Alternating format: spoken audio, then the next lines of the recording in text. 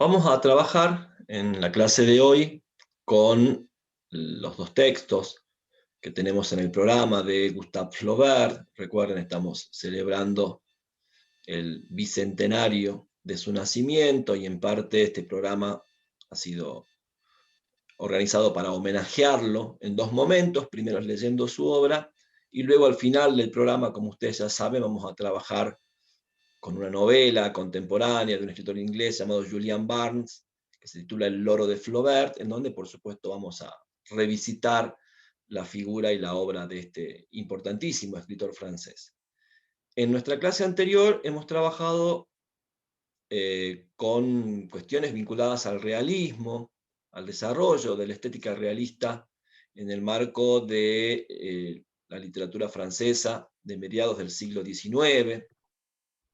Recordarán que hemos hablado, bueno, de los precursores del realismo en el ámbito de la novela principalmente. Hemos hablado de Balzac, hemos hablado de Stendhal, también hemos hablado de cómo este concepto se terminó convirtiendo en una escuela, en un movimiento, primeramente en el ámbito de las artes plásticas. Son los primeros que van a hablar de realismo como movimiento, los pintores como Gustave Courbet y Louis Millet, por ejemplo.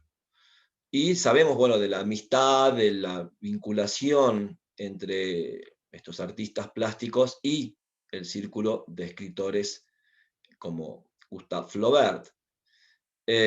También hemos hablado del desarrollo del realismo, de no entenderlo como algo, como un movimiento unívoco, homogéneo, todo lo contrario. Hemos visto que hay por lo menos dos grandes tendencias, dos grandes vectores, por así decirlo, que marcan un poco la producción realista de la literatura francesa del siglo XIX y va a atravesar, por supuesto, las barreras temporales y espaciales, ¿no? La problemática del realismo sigue vigente en la literatura del siglo XXI. Y bueno, hemos hablado de un realismo genético, siguiendo a Darío Villanueva, un teórico español.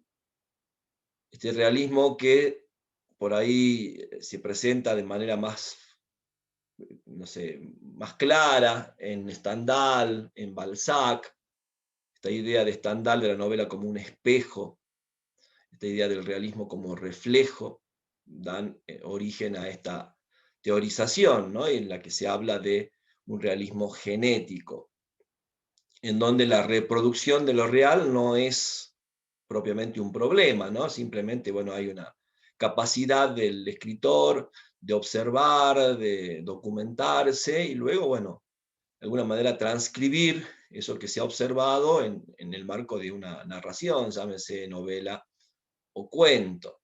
Recordarán también la comparación, la analogía que realiza Balzac en su prólogo a la comedia humana entre el novelista y el zoólogo. Esa capacidad de observar, clasificar, describir propias de las ciencias naturales son las cualidades que de alguna manera tenía que tener el novelista, según Balzac. Y estas mismas ideas van a atravesar todo el siglo XIX y están en la base del naturalismo. De hecho, el movimiento naturalista se llama de esa manera precisamente en su pretensión, por lo menos, o en su programa de llevar los métodos de las ciencias naturales a la representación literaria, novelesca principalmente. Hemos hablado de Émile Zola. De hecho, también en la bibliografía crítica ustedes tienen un texto de Émile Zola que se llama El sentido de lo real, en el que, bueno, intenta exponer un poco su poética naturalista, y en la que, bueno, podemos ver claramente, contrastando con lo que plantea Darío Villanueva, esto que llamamos realismo genético. Esa idea, esa concepción del realismo en la literatura, principalmente en la novela, o en el cuento, en la narrativa, atraviesa todo el siglo XX y llega incluso hasta el siglo XXI. Muchas de las novelas que ustedes quizás han leído de principios del siglo XX, en la literatura latinoamericana, novelas indigenistas, novelas de la tierra, novela social, todo ese tipo de novelística tiene o está asociada a esta concepción de lo que podríamos llamar un realismo genético. Lo mismo vemos, por ejemplo, en novelistas, no sé, españoles. Ustedes han leído en literatura española a Pérez Galdós, a Emilia Pardo Bazán, que tienen una concepción que podríamos englobar dentro de esta idea. Y, por supuesto, también aparece, según esta teorización de Villanueva, otra vertiente dentro del realismo, a la que él denomina realismo formal. Es decir, un realismo que no solo se preocupa por la mímesis, digamos, lo que se representa, lo que va a ingresar al mundo de la narrativa.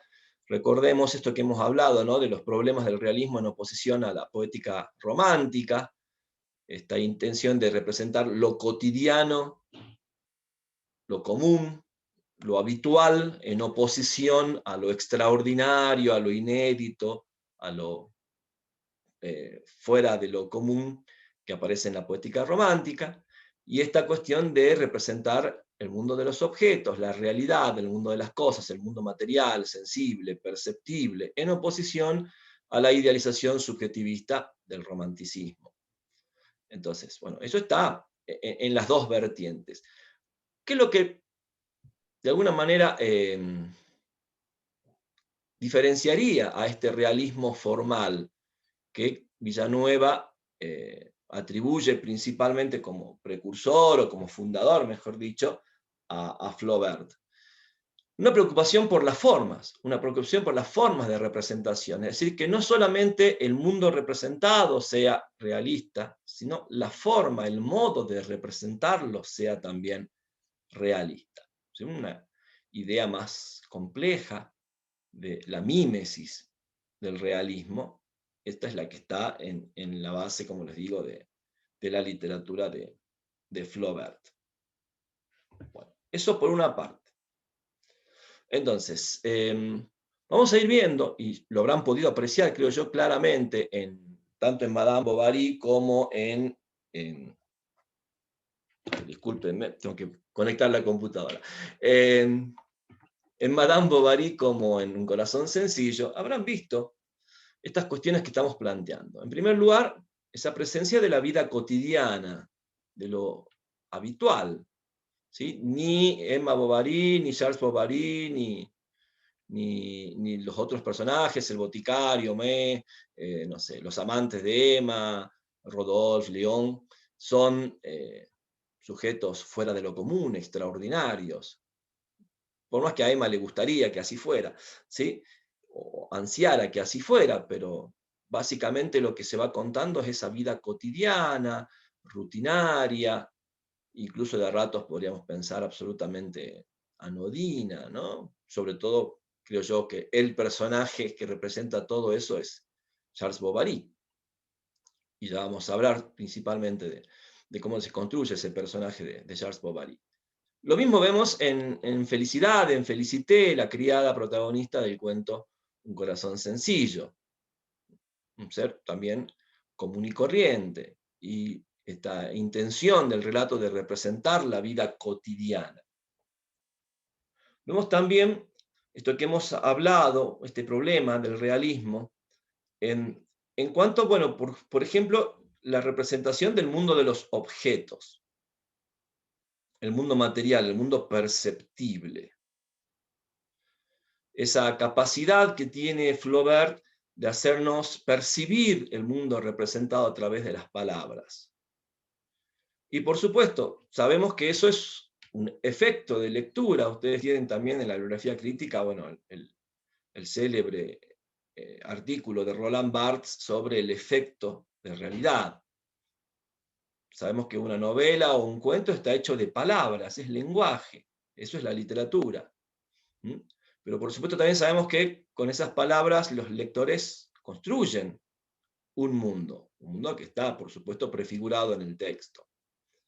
A la vez también sabemos que ese efecto de realidad tiene que ver con una especie de pacto de lectura. El texto le pide al lector que mire hacia afuera del texto, que de alguna manera hay todo un sistema de referencias que tiene varias cuestiones a tener en cuenta. Una, y ya lo hemos dicho, es el uso de, bueno, de antropónimos, de topónimos que son verificables fuera del ámbito del texto.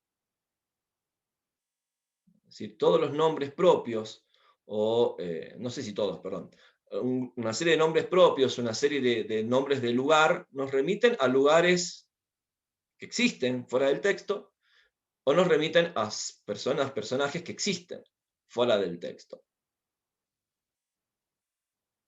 Y eso forma parte del pacto de lectura. O sea, yo no puedo leer este tipo de textos sin tener en cuenta ese sistema de referencias. Otro proceso, otro mecanismo muy importante, y lo desarrolla claramente Roland Barthes, es el de la descripción, el uso de la descripción. Habrán visto cómo en diversos momentos de la novela de Flaubert o del cuento, Un corazón sencillo, la narración se interrumpe. O el capítulo se abre no con un hecho, no con un suceso, sino con una larga descripción. Por ejemplo, cómo comienza la segunda parte de Madame Bovary. El capítulo 1, cómo se abre, con la descripción de ese pueblo en el que viven Emma y Charles Bovary. Los locales, no sé, la farmacia, la posada, la casa de Emma y Charles, el lugar donde atiende a sus pacientes Charles, los distintos personajes de la novela, que son los habitantes de ese pueblo. Entonces, bueno, la descripción forma parte de esta estrategia de generar un efecto de realidad. No es, y lo dice claramente Barthes, un mero adorno. No es tampoco la idea de exhibir cierta capacidad de observación por parte del artista, del escritor, que quizás también, por supuesto, tiene esa connotación. Pero el objetivo de la descripción es producir ese efecto de lo real, hacerle creer al lector que lo que está leyendo tiene que ver con la realidad. Ustedes tienen también en la bibliografía un artículo de Pilar Benito, que habla del mundo de los objetos, esa presencia constante de la materia, de lo material en la novela de Flaubert, y también lo vemos en Un corazón sencillo. Es importantísimo para Flaubert dar cuenta de los objetos que hay en el espacio en el que se desarrollan los sucesos. ¿Cómo son esos objetos? También pensemos que en el mundo moderno, esto es una cuestión también a tener en cuenta, hay una proliferación de objetos. La modernidad se caracteriza por la producción en masa, de manera continua, ¿sí?, de objetos, de cosas. Miren alrededor de ustedes, ¿sí?, de cada uno de nosotros, la cantidad de cosas que hay en el espacio en el que en este momento estamos. Si estuviésemos, no sé, hace 300, 400 años atrás, muy probablemente nuestras habitaciones, nuestras salas, nuestras, no sé, qué sé yo, comedores, estarían mucho más despojados de cosas, ¿o no? Sin embargo, si ustedes miran a su alrededor, van a ver una cantidad innumerable de objetos. Y esos objetos, por supuesto, dan cuenta de nuestra identidad social, de nuestra época, de nuestras características personales, nuestros gustos, nuestras inclinaciones, nuestros intereses. Es decir, esa presencia de los objetos, que es casi como una obsesión, sobre todo en Madame Bovary, tiene que ver con la construcción de esos sujetos. De alguna forma somos, en tantos sujetos, las cosas que nos rodean. ¿Sí? Es decir, parte de nuestra identidad se define en función de esos objetos que están en el mundo en el que nos movemos. Vuelvo a insistir, hablan de nuestra condición social, hablan de nuestra edad, hablan de nuestra realidad cotidiana, hablan de nuestros gustos, nuestros intereses, nuestra forma de vida. No sé, yo ahora veo, por ejemplo, algunas imágenes, no sé, hay un pizarrón detrás de Noelia. Ese objeto ya de alguna manera habla de Noelia, o en Valentina o Augusto se ve en una biblioteca, por ejemplo, son los que tienen la cámara activada. ¿Sí? Eso ya habla de quiénes son estos sujetos en función de los objetos que los rodean, ¿o no? ¿Sí?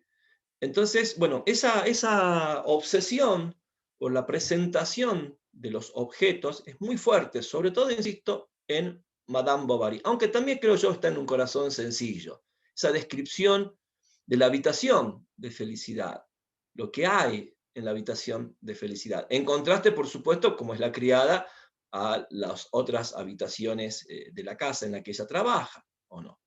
O sea, ese espacio, esos objetos dan cuenta de esa condición del sujeto en oposición a lo que sucede. Pensemos en Madame Bovary, por ejemplo, hacia finales de la primera parte, esa célebre escena del baile en la casa del marqués de Ambervilliers, en el capítulo 8. ¿Cómo se abre ese capítulo? Con una descripción. ¿Y qué es lo que presenta? Y los objetos. Porque en la casa del marqués, obviamente, los objetos son distintos a la casa de Charles y Emma. Y por supuesto, ¿no? Lo pensemos en la vida cotidiana de nosotros. Si nos invitan a una fiesta, en una mansión, obviamente lo primero que vamos a ver es el contraste de las cosas que hay en ese lugar a las cosas que hay en mi casa, que no vivo en una mansión, ¿o no? Si vivo en una mansión, evidentemente quizás no me llame la atención. Además, quizás me llame la atención, por ejemplo, ir a una casa más humilde, porque ahí voy a ver el contraste, ¿no es cierto?, entre el mundo de objetos en el que yo vivo y el mundo de objetos en el que viven los otros. Bien, pero a la vez también, Flaubert va a inaugurar en este realismo formal otra problemática que, por supuesto, inmediatamente lo coloca en relación con el romanticismo, que es la problemática de la representación de la subjetividad, la representación de la interioridad. ¿Cómo representar esa experiencia humana de manera más acabada, de manera más veraz, verídica? Ustedes recuerden que el realismo se plantea el problema de la verdad en el arte. Digamos, la gran acusación del realismo hacia el romanticismo es, bueno, a ese exceso de imaginación, o sea, es un arte mentiroso, es un arte engañoso. Incluso piensen, ¿no?, ahora con toda esta cuestión del discurso feminista y esta especie de idea de construir la romantización de la mujer, del amor, de la belleza. ¿De qué se lo acusa al romanticismo? De engañar, de ser un arte, como todo arte es engañoso, ¿no? Pero el realismo va a esgrimir la bandera de la verdad. Es decir, lo que yo estoy narrando es verdad. Lo que yo estoy representando es verdad. No solamente de lo verosímil. El tema de lo verosímil también ya lo vamos a trabajar más adelante, hacia la última unidad del programa, pero acá estamos hablando de lo verdadero en las cartas de Flaubert. ¿Sí? La intención, la búsqueda, es la de la verdad. Lo mismo plantea Solá en ese ensayo que ustedes tienen en la bibliografía cuando habla del sentido de lo real. El arte tiene que representar de manera veraz la realidad. Obviamente que es un problema, se dice fácil, se puede proponer, ¿no es cierto?, como un programa, como una ambición, pero bueno, después hay que buscar los medios para que esa representación se realice. Y también lo vemos, bueno, en esa obsesión que tiene Flaubert por el lenguaje, porque Flaubert es muy consciente que el único material con el que cuenta el escritor para conseguir esa representación es el lenguaje. Entonces, bueno, esta obsesión por la palabra justa, de la que tanto va a hablar Flaubert en sus cartas, esa búsqueda del adjetivo adecuado, de la construcción de la frase, pensando, insisto, en esa cuestión vinculada a la verdad. Y también pensemos que de algún modo hay toda una teoría sobre, bueno, si se quiere, antropológica en el realismo. Hay una teoría sobre el hombre, sobre la vida humana, sobre la vida humana del hombre moderno. Porque recuerden que el realismo va también a esgrimir la bandera de la actualidad, del aquí y el ahora. Lo que hay que contar es eso, cómo se vive hoy, cómo se vive acá. Recuerden el famoso programa de León Tolstoy, Pinta tu aldea. ¿Sí? Habla de lo que conoces, habla de lo que te rodea. Eso es el proyecto literario del realismo, entre otras cosas. Pero vuelvo a insistir con esta cuestión, ¿no? Para hacer eso, Flaubert es plenamente consciente, de lo único que se dispone en la literatura es del lenguaje, de las palabras.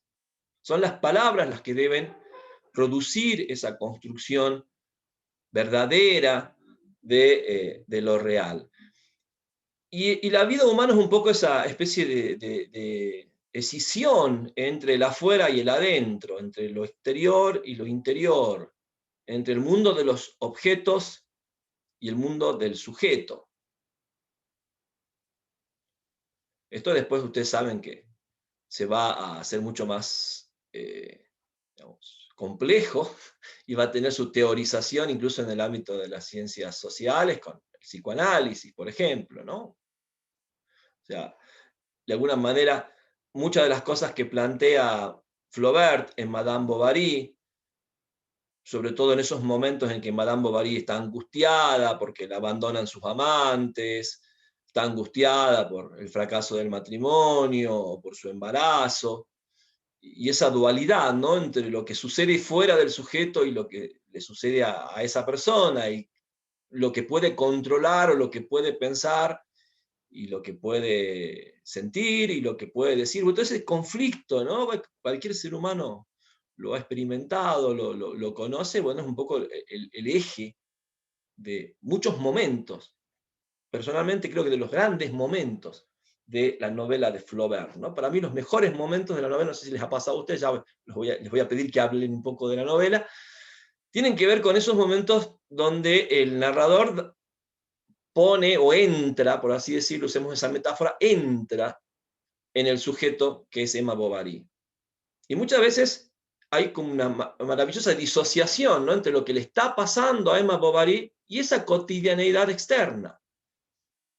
Ese tener que cenar con el marido, cuando ella está pensando en su enamorado. En esto de tener que ir a ver una obra de teatro, una ópera, donde, bueno, se representa ese amor romántico de los amantes cuando ella ha sido abandonada por su amante y tiene que ir con el marido, que encima molesta, encima hace preguntas medio tontas, porque, bueno, es una persona poco poética, Charles Bovary, ¿no? Entonces, fíjense ese tipo de tensiones que hay en muchos momentos de la novela de Flaubert y que se centran sobre todo en la subjetividad eh, de Emma Bovary. Esto ha tenido un nombre durante mucho tiempo en la literatura, la psicología del personaje. Quizás un término que ya ha caído en desuso, ¿no? Y se hablaba de novela psicológica, por ejemplo, hacia finales del siglo XIX, principios del siglo XX, y por supuesto se incluía a Madame Bovary.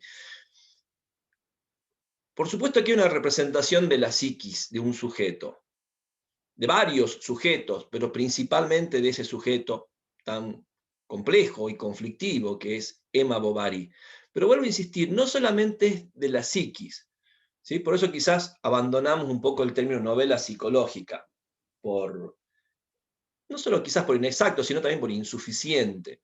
Porque la problemática de Madame Bovary, y creo que también pasa lo mismo en un corazón sencillo, es esa problemática entre lo externo y lo interno, en esa interacción, en esos contactos que hay en la vida humana entre lo material que nos rodea, lo material que somos, también pensemos, ¿no?, el cuerpo como un objeto, sobre todo cuando el cuerpo es mirado por otro. Bueno, pensemos a Madame Bovary, es muy interesante cómo se la va describiendo por partes. Ustedes tienen un texto también de la bibliografía crítica de Walter Romero, el profesor de la UBA, que se titula Emma Bovary, un cuerpo. Y bueno, un poco casi como una especie de técnica cubista, dice Walter Romero, es la que emplea Flaubert para describir a Emma. La vamos viendo por partes. Lo primero que vemos de Emma son sus uñas o sus manos, cuando Charles Bovary va a atender al padre de Emma Rowohl en esa granja en las afueras de Rouen. Y luego vamos viendo sus ojos, su cabello, es como que siempre el narrador focaliza en un aspecto de ese cuerpo, ¿no? Y también vamos pensando que, bueno, no solamente a Emma, todos los cuerpos que aparecen descritos, por supuesto, de manera objetiva. ¿Cómo son? ¿Sí? ¿Cómo es la fisonomía? ¿Cómo son las formas, las líneas? En ese mundo de objetos, también los cuerpos son sometidos al mismo sistema de representación. Y vuelvo a insistir, el contraste o el conflicto entre esa exterioridad, entre ese mundo material, ese mundo corpóreo, y la experiencia, bueno, interior, de la psiquis, de un sujeto, en el personaje, bueno, en esa interacción. Para que ustedes vean que es muy complejo lo que hace Flaubert. Y abre caminos a otra forma de realismo que se va a desarrollar sobre todo en el siglo XX. Va a haber algunos escritores del círculo flaubertiano que van a ir explorando muchas de las ideas que Flaubert desarrolla, no solo en Madame Bovary o en sus cuentos, sino también en la educación sentimental, y que expone en sus cartas o en sus cuadernos. Y bueno, pensemos, no sé, en las figuras de Maupassant, al que ustedes ya conocen, discípulo, casi como apadrinado por Flaubert. Ustedes también tienen un prólogo de Maupassant que se titula La novela, un prólogo a la novela Pedro y Juan, en el que también hace referencia al realismo y a esa cuestión de lo material, a esa cuestión de lo perceptible y la problemática, ¿no?, de la percepción en la representación literaria. En el ámbito anglosajón, la figura de Henry James, otro joven escritor norteamericano, joven en ese momento, que se pone en contacto en París con el círculo de Flaubert. Y, por otro lado, un escritor ruso como Iván Turgeniev, también un escritor muy importante para el realismo europeo del siglo XIX y que también va a formar parte del círculo flaubertiano.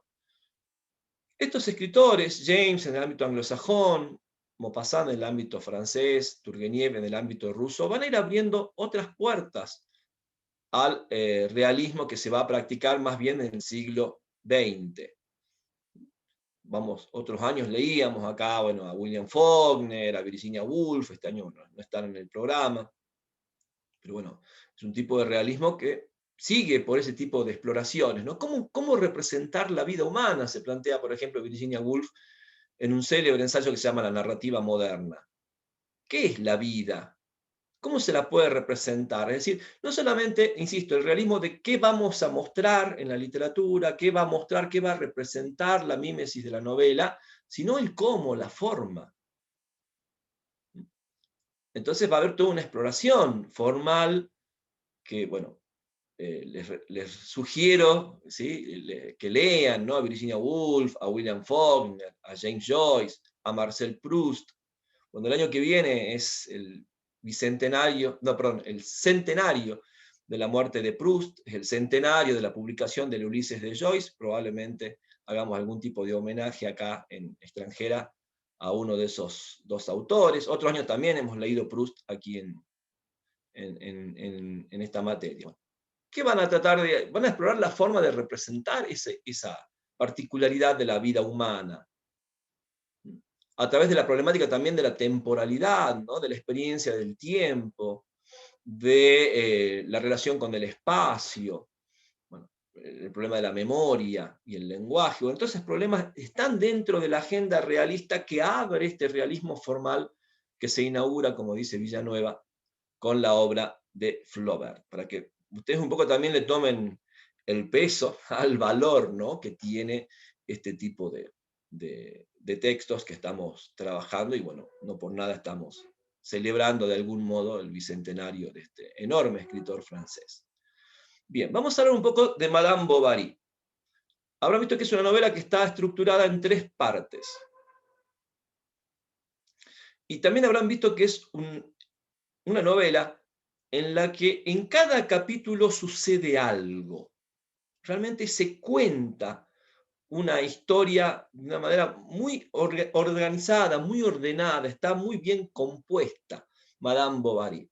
Por supuesto, también podemos pensar que a veces la descripción o cierta morosidad en el ritmo narrativo que nos resulta un poco, ¿cómo les podría decir?, ajena a nuestras costumbres, ¿no? Pensemos que nosotros somos lectores de finales del siglo XX, principios del siglo XXI, algunos de ustedes son tan jóvenes que solamente son lectores del siglo XXI, ¿sí? Estamos atravesados por la velocidad de la que hablaba Italo Calvino en ese maravilloso libro que es Los 6 ensayos para el próximo milenio, 6 propuestas para el próximo milenio, ¿no? Un tema era la velocidad. A nosotros tenemos un banco de imágenes tan profuso que nos dicen 2 o 3 cosas y ya construimos la imagen, ¿sí? Porque ya pareciera que lo hemos visto todo, ¿sí? No necesitamos que nos hagan ver las cosas. En cambio, en el sistema cultural del siglo XIX, eso era imposible. O sea, si yo vivía en París y el escritor me tenía que mostrar un pueblo de la Normandía, y bueno, tenía que describirlo, ¿o no? Porque no tenía acá como para googlear una imagen. No sé, podemos no haber pisado nunca París y todos conocemos, ¿sí?, cómo son sus calles, cómo es los Campos Elíseos, no sé, cómo es el río Sena. Y si por ahí, no sé, hemos sido un poquito más curiosos, también hemos visto imágenes de Francia que no sean solamente la ciudad de París. ¿Mm? Entonces, insisto, con 2 o 3 palabras, con 4 o 5 líneas, ya tenemos como posibilidades de hacer esa construcción que demanda la estética realista, esa construcción de tipo referencial. En cambio, vuelvo a insistir, un lector del siglo XIX no tenía esas herramientas. Otra cuestión, por supuesto, que hay que tener en cuenta es el factor tiempo, la percepción del tiempo que tenía un lector del siglo XIX no es la que tiene un lector del siglo XX. Por más que nos aboquemos a leer, por más que incluso leer sea quizás nuestra primera actividad profesional, pensemos los que somos profesores universitarios, lo que más hacemos como trabajo es leer, ¿sí? Comparado con dar clases o con escribir, creo que lo que más horas pasamos haciendo es leyendo. Sin embargo, no tenemos la capacidad de concentración de un lector del siglo XIX. Es más, creo que no tenemos la capacidad de concentración ni siquiera de un lector del siglo XX, ¿sí? Con el celular y con un montón de cosas que constantemente invaden nuestro tiempo y nos desconcentran, con el ritmo de vida, con el modo de vida que llevamos. Por más buenos lectores o por más lectores que dediquemos muchas horas a esta actividad que seamos, nuestro modo de leer es muy distinto. ¿Mm? Por eso todavía nos cuesta bastante enfrentarnos a una novela extensa, una novela de 500, 600 páginas. Bueno, Madame Bovary es un poquito menos extensa, pero anda bordeando las 500 páginas, ¿o no? Es una novela que difícilmente se pueda leer de un tirón. No por una imposibilidad de tipo física, sino por una imposibilidad, insisto, cultural, de costumbres, de hábitos que tenemos los lectores y que también están presupuestos por los textos. Ustedes fíjense, por ejemplo, las novelas muy extensas que se escriben en el siglo XXI, porque todavía se siguen escribiendo, son novelas que tienen por ahí un ritmo narrativo, pero feroz, te llevan a las corridas.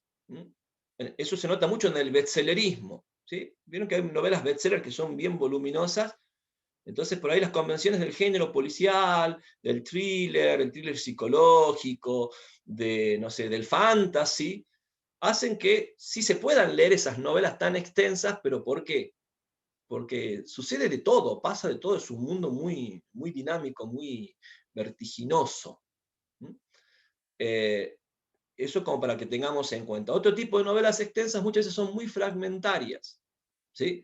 Entonces tienen toda esa cuestión de, bueno, de muchos mundos, muchas historias paralelas, entonces, bueno, también el lector le encuentra ese gusto, ¿no? A leer una novela donde transcurren 40, 30 cosas así al mismo tiempo, está todo medio entrecortado y medio que busca esa especie de efecto de lectura.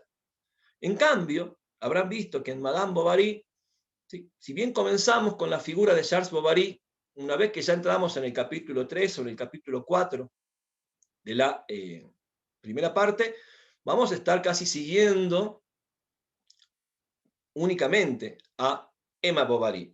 Y la vamos a seguir en su vida cotidiana. La vamos a ir viendo cómo maneja la casa, qué es lo que hace mientras el marido se va a trabajar, cómo participa de las reuniones sociales en su pueblo, en su familia, cuando tiene esa posibilidad de salirse de lo cotidiano, como ese baile que aparece en la última parte de la primera parte, cuando conoce a alguien novedoso para ella, distinto, como es León, sobre todo, hacia finales también de la primera parte. Luego tenemos, ¿sí? Ya en la segunda parte, todo ese desarrollo de la vida cotidiana, una Emma Bovary embarazada, no sé, pensemos cuando ella se casa, las relaciones con la suegra, con la madre de Charles, la relación con el padre, bueno, fíjense, todo ese tipo de cosas tan cotidianas que por ahí quiero pensar que muchas veces a un lector contemporáneo pueden no resultarles del todo atractivas. Sobre todo, insisto, por los hábitos de lectura y por los contextos culturales que tenemos y que, bueno, hacen que leamos de otra manera. Entonces, es como un texto que me va a ir demandando una serie de adecuaciones y, bueno, un poco como profesionales de la lectura tenemos que tener en cuenta eso y, por supuesto, también tener la capacidad de ir acomodándonos en nuestros modos de leer a lo que propone el texto. Bien, ahora visto que la novela se abre con la figura de Charles Bovary y también se cierra con la figura de Charles Bovary.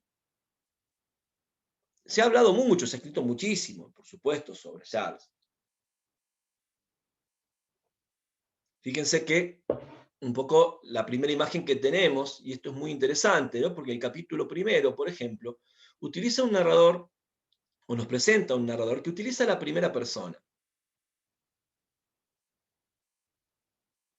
Eso significa que quien narra, de alguna manera, es lo que podríamos llamar un testigo. Ha conocido, tiene algún conocimiento medio de primera mano de Charles Bovary, por lo menos en lo que ha sido su vida escolar.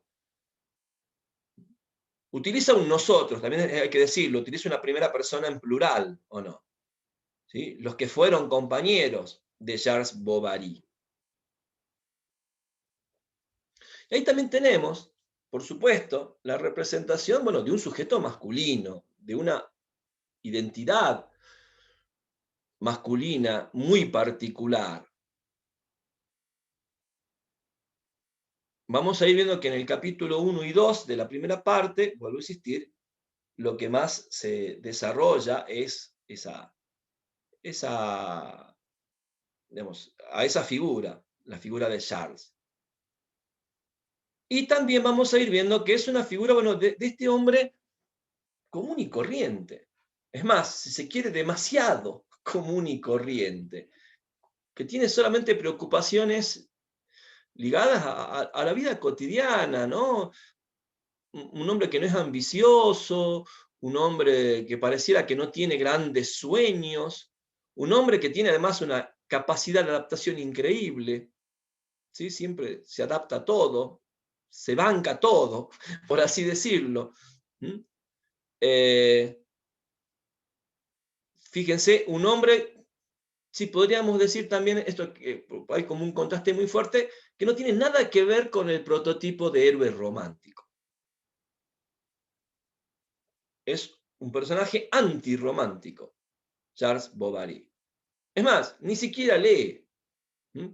Creo que eso queda en evidencia cuando van al teatro y Emma, exasperada, lo calla, cuando van a los bailes también, no me toques el vestido. O sea, no se sabe, no sabe cómo funcionan esos códigos románticos. Entonces, quizás la primera representación en oposición al romanticismo en la novela de Flaubert sea la construcción de, de Charles Bovary. Es más, Charles Bovary ni siquiera va a reaccionar románticamente cuando se entere que es un cornudo, ¿o no? Simplemente lo va a aceptar de alguna manera, decir, bueno, qué sé yo, yo me casé con esa mujer, ya sabía cómo es mi mujer, que te gusta leer, que tanto romanticismo, que tantas cosas, y bueno, yo no soy así, qué sé yo, las clases de piano al final no eran clases de piano, ¿sí? Madame Bovary nunca fue a tocar el piano con la profesora, y bueno, con una especie de resignación, insisto, totalmente antirromántica, ¿no? Nada de ataque de celos, nada de una escena, nada de querer reconquistar a su mujer, ¿sí? Además, también pensemos en el contexto en que eso sucede, por ejemplo, ya en la tercera parte, y tiene que ver con, bueno, un hombre agobiado por las deudas, por los problemas económicos, que son también, vamos a ver eso, también vamos a hablar del factor económico en la representación de esta novela. Entonces, bueno, vuelvo a insistir, ¿no? La novela de Flaubert se abre con esta representación de este sujeto, que es un sujeto que podríamos calificar de antirromántico. No tiene ninguna característica propia de ese héroe romántico del que hemos hablado en las clases anteriores. Incluso tiene una experiencia matrimonial, la primera que tiene, ¿sí? Y bueno, vemos, ¿no? Cómo se casa con esa viuda, por una cuestión incluso también de practicidad, ¿no? Un matrimonio más bien que tiene cierto interés económico, aunque después, bueno, resulta que la viuda no era tan rica como parecía, ¿sí? Y bueno, pero vuelvo a esa capacidad de adaptación, ¿no? O sea, Charles Bovary simplemente acepta, por así decirlo, esa situación. Vuelvo a insistir, esta idea de un hombre común y corriente. Y luego conoce a Emma, ejerciendo ya su profesión de médico. Incluso pensemos, ¿no? También hasta en el ejercicio de su profesión, no es un apasionado, no es un médico destacado, quizás es un médico eficiente, hace bien su trabajo, pero no porque sea un hombre que se dedique o que haya entregado su vida al estudio o al ejercicio de la profesión, ¿no? Vuelvo a insistir, es la mediocridad hecha hombre, Charles Bovary, pero una mediocridad vivida sin ningún tipo de conflicto, ¿o no? No sé si me entienden. O sea, no es un hombre atormentado o preocupado por su mediocridad, simplemente Charles Bovary vive de ese modo. ¿Mm?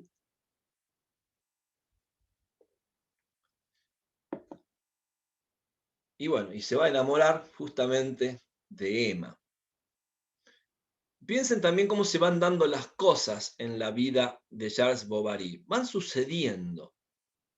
¿Sí? No es un hombre que ande buscando, porque bueno, justo cuando la conoce a Emma, y empieza a ir, bueno, más seguido a visitar al padre de Emma Rowell, para asistirlo en sus curaciones y esas cosas, bueno, coincide con la muerte de la viuda, queda viudo él, ¿o no? Incluso fíjese que no se deja arrebatar por la pasión amorosa. ¿Qué es lo que hace Charles? Espera que pase, y lo dice la novela, espera que pase el luto que correspondía por haber quedado viudo, la corteja brevemente, incluso más bien sabe que el matrimonio depende sobre todo de caerle bien al padre de Emma, y con eso consigue esa relación. Y también sabemos que Emma, bueno, es una chica que viene de un colegio de monjas, eso lo vamos a saber después, ¿no? En uno de los capítulos que hace como una retrospectiva. Y que, bueno, de alguna manera pensaba que casarse con un médico podía sacarla de esa vida rural y provinciana que ella llevaba y acercarla un poco más a ese ámbito de novela que había conocido leyendo textos en el colegio de monjas. Entonces ahí tenemos un poco cómo se construye. Fíjense esta cuestión de la manera en que se va desarrollando la novela, la manera en que va organizando los acontecimientos Flaubert en su novela. Algo parecido habrán podido observar en Un corazón sencillo. Corazón sencillo, creo yo, sí que más o menos el mismo método. Quizás con una diferencia, bueno, es un cuento. Hay una precisión temporal muy fuerte, fechas, ¿no? Vamos siguiendo fechas que nos van como orientando en el cuento, cosa que habrán observado en el caso de Madame Bovary, prácticamente no hay ese tipo de referencias temporales. Más bien, las referencias más precisas en el ámbito de la novela de Flaubert son las espaciales. Hay una preocupación muy fuerte por la espacialidad más que por la temporalidad. Fíjense, yo no sé cuánto tiempo dura el romance, ¿sí?, entre Emma y Rodolphe, por ejemplo. O no sé cuánto tiempo ha transcurrido desde que se casaron Charles y Emma decide suicidarse. Y luego del suicidio a estas últimas escenas de los capítulos finales, tampoco, no hay una precisión temporal, pero siempre sabemos dónde pasan las cosas. Siempre sabemos dónde estamos y cómo son esos espacios en los que actúan los personajes. Bueno, ustedes también tienen un artículo, que en realidad es una clase, que dictó Vladimir Nabokov, este escritor ruso, en un maravilloso libro llamado Lecciones de Literatura, donde hace un análisis, tienen un análisis de Madame Bovary. Por supuesto, Nabokov lo analiza más como escritor que como profesor de literatura, está más pendiente de ciertas cuestiones técnicas, y van a ir viendo, ¿no? Por supuesto, también Nabokov lo hace desde una especie de profunda admiración por la capacidad que tiene Flaubert para escribir esa novela. Préstenle atención, van a tener tiempo, tienen todo el receso para leer la bibliografía crítica, porque habrán visto que el práctico es para después de las vacaciones, ¿sí?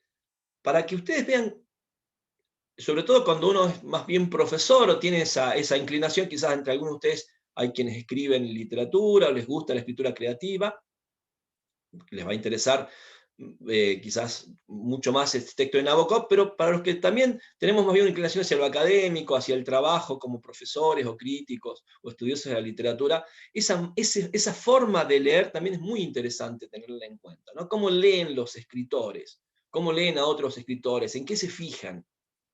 Entonces, en ese análisis minucioso que hace Nabokov en su clase de Madame Bovary, creo que vamos a poder aprender, o van a poder aprender mucho sobre los hallazgos de Flaubert, que son muchos en esa novela. Bien, vamos a ir viendo, por ejemplo, estas cuestiones que van apareciendo en la novela de Flaubert. Vamos a ir tomando algunos ejemplos bien específicos. La primera parte, entonces, como decíamos, se centra en los primeros capítulos en la figura de Charles Bovary.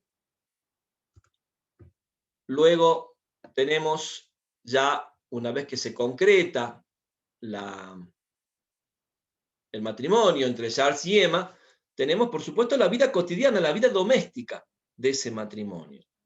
Pero hay un capítulo, como yo les decía, en el medio, intercalado, es el capítulo 6, donde se hace lo que hoy llamaríamos un flashback, ¿sí? Es una especie de retroceso. Cambiamos, la novela nos lleva a otro tiempo, a un tiempo anterior a los hechos narrados, y vemos lo que fue la educación de Emma. La educación de Emma en un colegio religioso, en un colegio de monjas. La educación de Emma ligada sobre todo a su fascinación por la literatura romántica, por las novelas románticas. Y allí vemos, ¿no?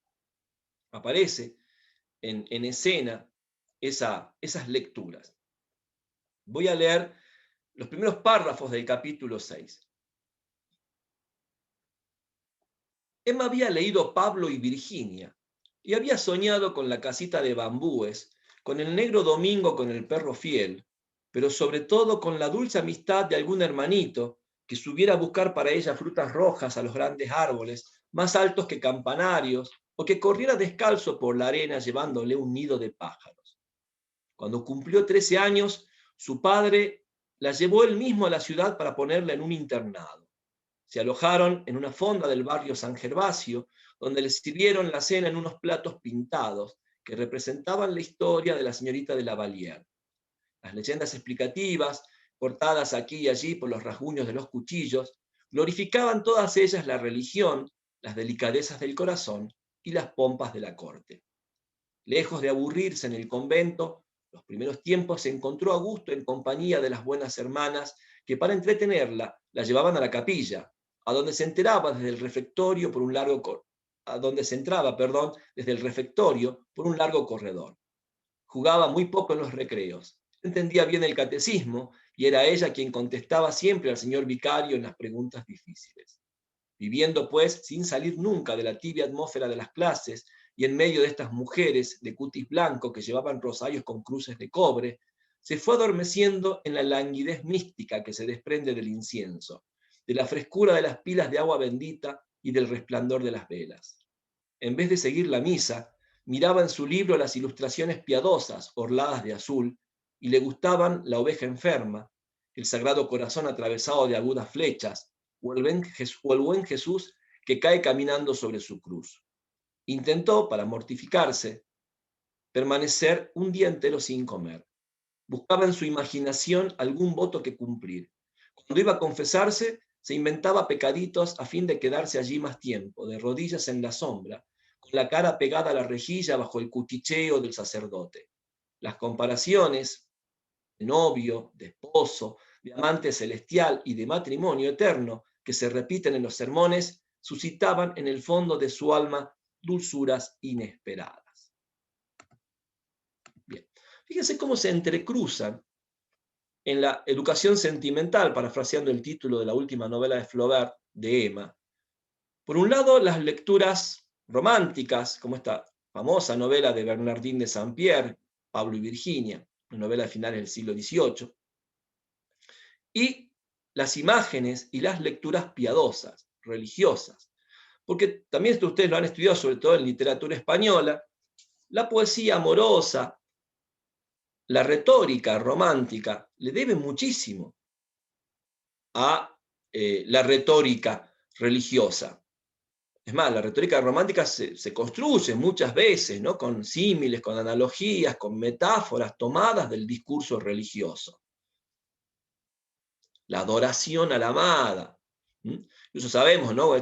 Lo han estudiado ustedes en literatura española, algunos no sé si han hecho literatura española el año en que trabajamos, por ejemplo, con la poesía mística, y cómo la adoración del alma a la divinidad tiene a veces tintes que podríamos calificar tranquilamente de eróticos, porque hay como una serie de préstamos, ¿no?, insisto, de tipo discursivos, retóricos, entre el discurso amoroso y el discurso religioso.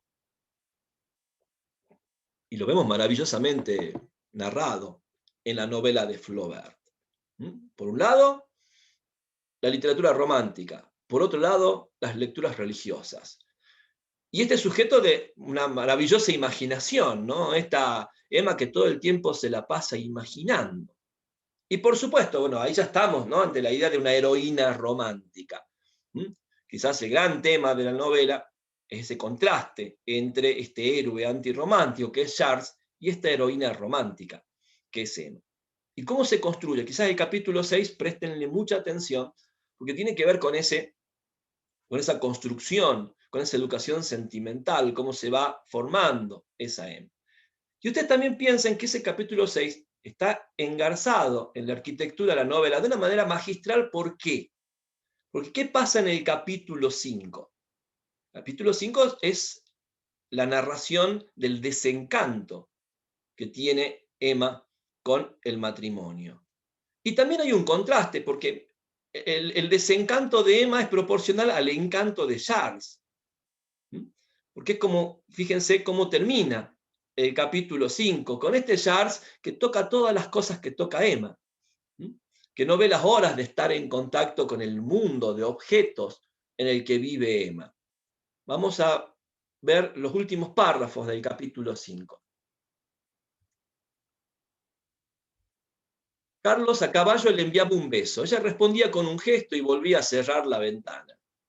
Él partía y entonces, en la carretera que extendía sin terminar su larga cinta de polvo, por los caminos hondos donde los árboles se curvaban en bóveda, en los senderos cuyos trigos le llegaban hasta las rodillas, con el sol sobre sus hombros y el aire matinal en las aletas de la nariz, el corazón lleno de las delicias de la noche, el ánimo tranquilo, la carne satisfecha, iba rumiando su felicidad, como los que siguen saboreando después de la comida el gusto de las trufas que digieren. Hasta el momento, ¿qué había tenido de bueno su vida? Su época de colegio, donde permanecía encerrado entre aquellas altas paredes, solo en medio de sus compañeros más ricos o más adelantados que él en sus clases, a quienes hacía reír con su acento, que se burlaban de su atuendo y cuyas mamás venían al locutorio con pasteles en sus manguitos. Después, cuando estudiaba medicina, mi mamá no tenía bastante dinero para pagar la contradanza a alguna obrerita que llegase a ser su amante. Más tarde había vivido 14 meses con la viuda, que en la cama tenía los pies fríos como témpanos. Pero ahora poseía de por vida a esta linda mujer a la que adoraba. El universo para él no sobrepasaba el contorno sedoso de su falda, y se acusaba de no amarla. Tenía ganas de volver a verla. Regresaba pronto a casa, subía la escalera con el corazón palpitante. Emma estaba arreglándose en su habitación.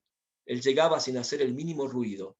La besaba en la espalda. Ella lanzaba un grito. Él no podía aguantarse sin tocar continuamente su peine, sus sortijas, su pañoleta. Algunas veces le daba en las mejillas grandes besos con toda la boca, o bien besitos en fila a todo lo largo de su brazo desnudo, desde las puntas de los dedos hasta el hombro. Y ella le rechazaba entre sonriente y enfadada, como se hace a un niño que se te cuelga encima.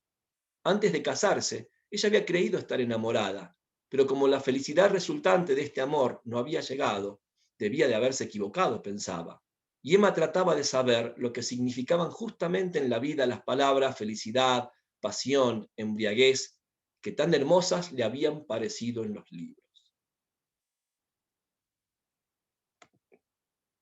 Bien, tenemos entonces, fíjense, ese contraste, ¿no? Entre Emma y Charles, cómo viven ese matrimonio. Charles que vive una especie de, bueno, de éxtasis amoroso, pero también siempre dentro de ese marco, ¿no? De un héroe antirromántico. Él está conforme, podríamos decir que básicamente lo que tiene Charles está conforme con su matrimonio, le gusta estar casado, es mejor que lo otro, es mejor que estar casado con la viuda, es mejor que lo que le pasó en el colegio o le pasó cuando estudiaba medicina, ¿o no? O sea, comparativamente vivir con alguien como Emma es una maravilla para Charles. Pero fíjense cómo, no sé, esas imágenes, ¿no? Charles mandándole besos desde el caballo y Emma cerrando rápido la ventana, por ejemplo, ¿no? Charles queriendo besarle el brazo desde los dedos hasta el hombro y Emma sacándoselo y fastidiosa como si se hubiese colgado encima, ¿no? Como que denso que es Charles, ¿no? Y por supuesto, ese contraste final, Emma pensando, che, y las palabras, pasión, felicidad, embriaguez, que tan lindas están en los libros, ¿dónde están en el matrimonio? Es muy fuerte lo que se plantea en esta novela, sobre todo pensando estas lecturas que se han hecho ya, bueno, sobre todo en el siglo XX, en relación, bueno, a todas las expectativas que tenía Emma sobre el matrimonio, expectativas construidas en esa educación sentimental, expectativas sostenidas por esa retórica del romanticismo y también del discurso religioso.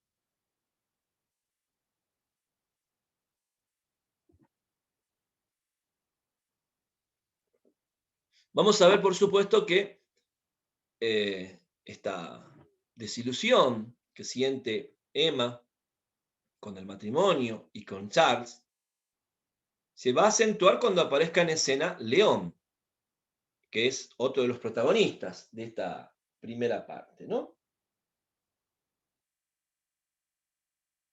No, perdón, en la segunda parte.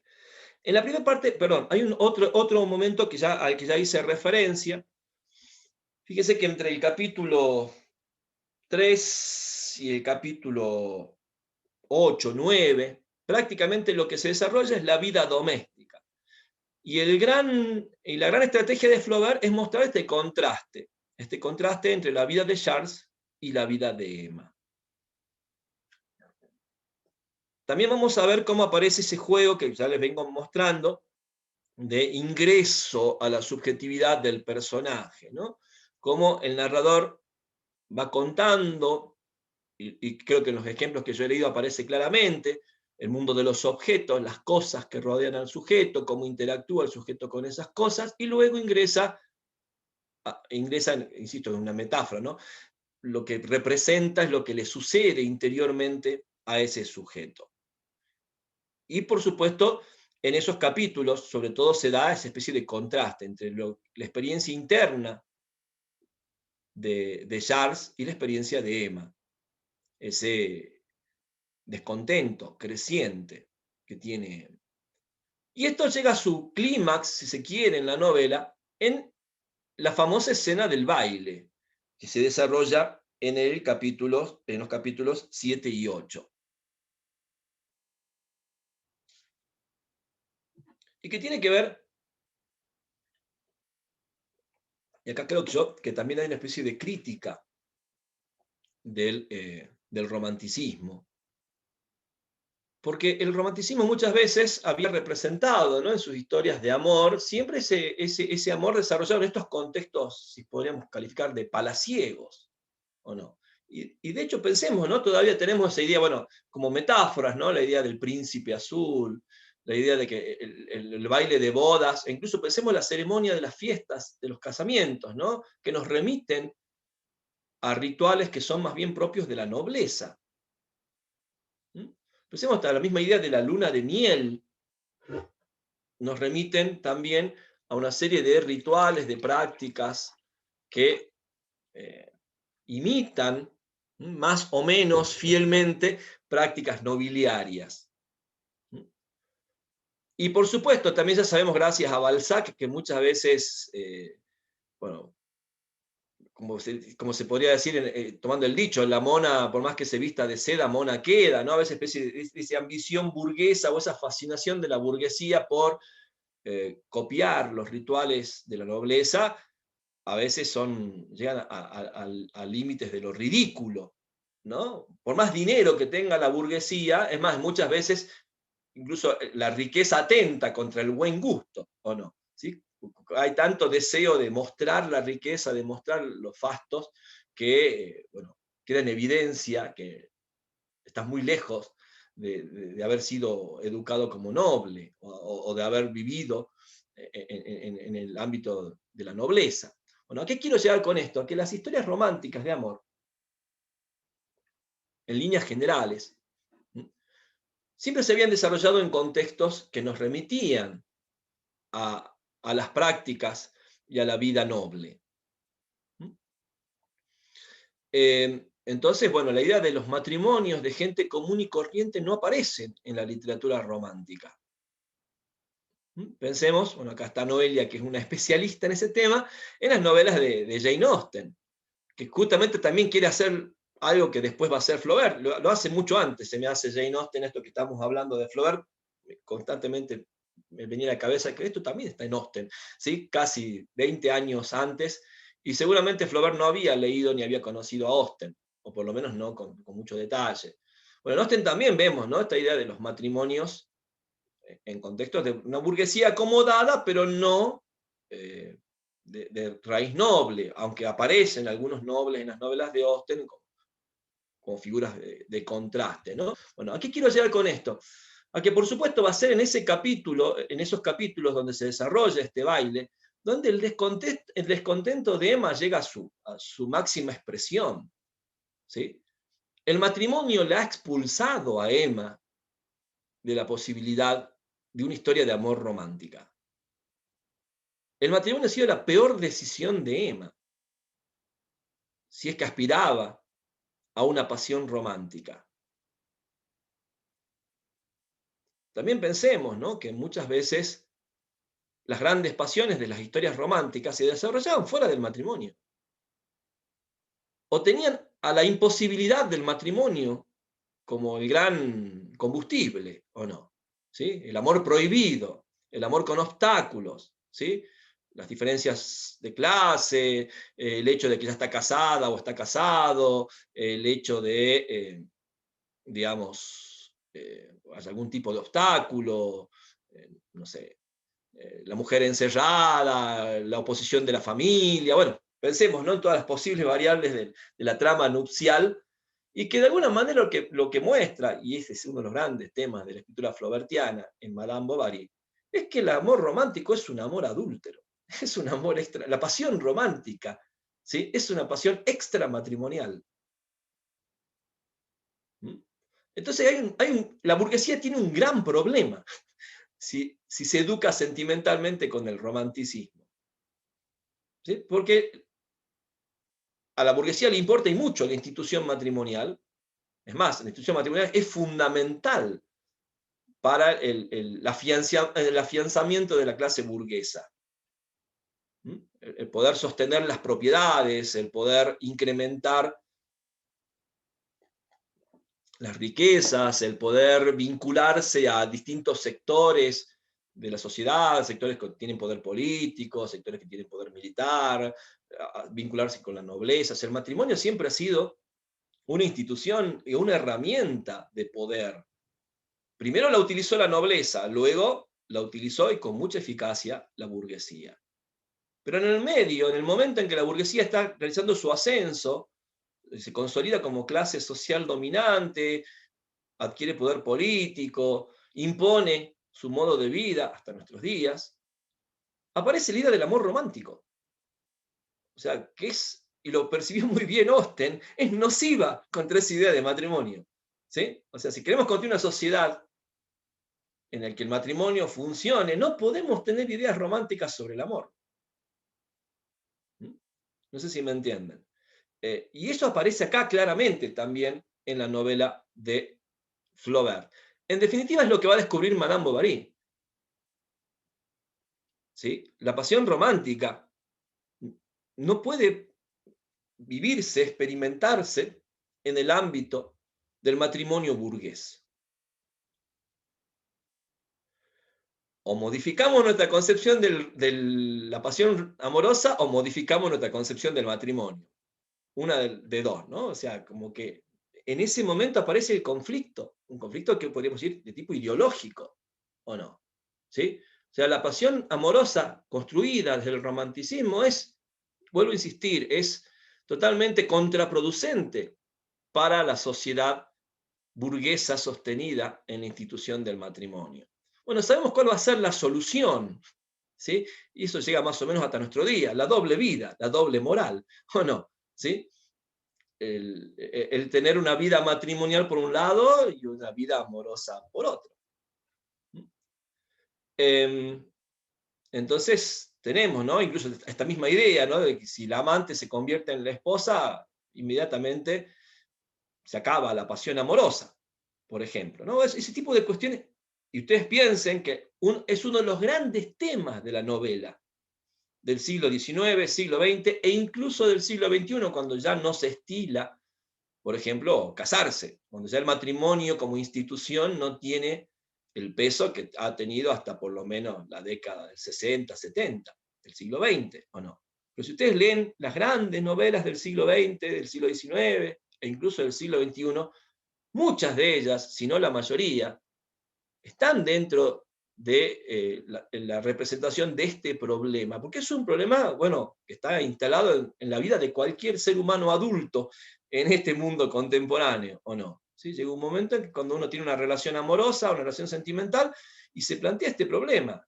¿Qué hago? ¿Me caso? ¿No me caso? ¿Qué voy a encontrar en el matrimonio? ¿Para qué sirve el matrimonio?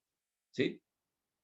Entonces, bueno, pensemos, ¿no? Esto está presentado claramente en Madame Bovary. Y aparece otro obstáculo en la representación de esta problemática, y con el que se cierra la primera parte, el embarazo de Emma.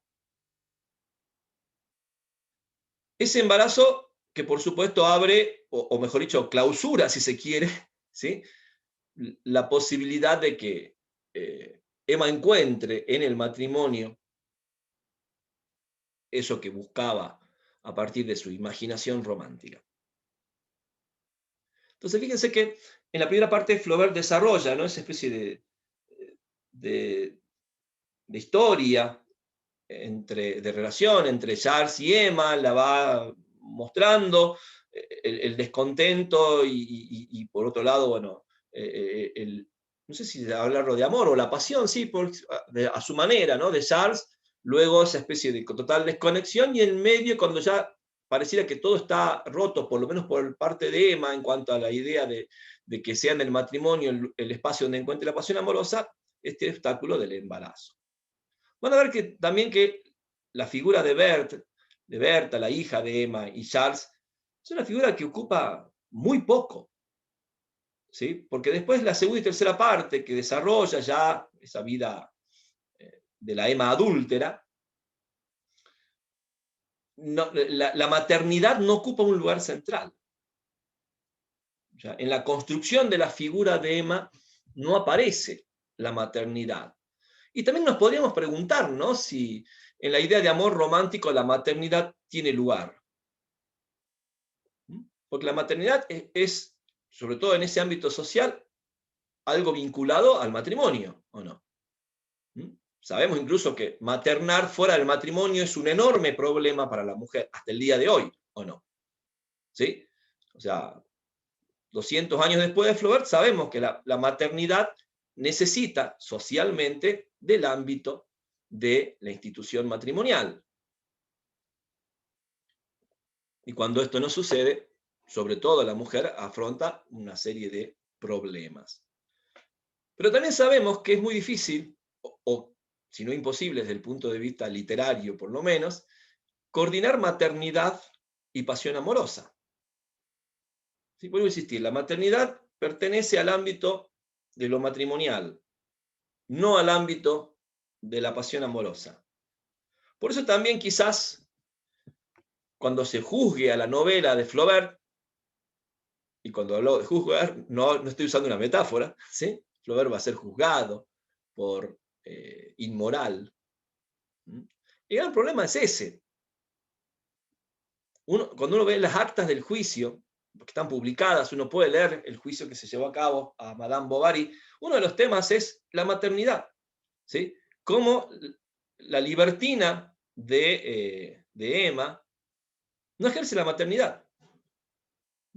Porque, por supuesto, son como incompatibles, ¿no?, la pasión amorosa romántica y la maternidad. Bueno, yo les estoy planteando todas estas cuestiones para que vean que es muy profunda, es muy compleja la novela, es muy complejo lo que representa. No es solamente la historia de una mujer desencantada del matrimonio y que, bueno, luego busca tener un par de amantes. Flaubert va construyendo un mundo muy complejo. Y por supuesto el contexto tiene que ver con esa burguesía de la que estamos hablando, y por eso hago referencia al matrimonio, la maternidad y todas estas cuestiones que están en la novela de Flaubert. Bien, la segunda parte, que es la parte más extensa de la novela, está conformada por 15 capítulos. Ahí tenemos, ¿no?, la construcción de Emma ya como esta heroína romántica apasionada que busca en relaciones adúlteras bueno, contentar esa pasión o esa imaginación. Y aparece la figura de Léon Dupuis. Léon Dupuis, que es este joven ayudante del notario del pueblo de Yonville, que vive en la casa del farmacéutico y que de alguna manera se parece a Emma Bovary, ¿o no? Fíjense cuando ellos hablan de lo que significa leer, de la importancia que tiene la lectura para ellos en su vida. Vamos al capítulo 2, yo voy a leer un fragmento del capítulo 2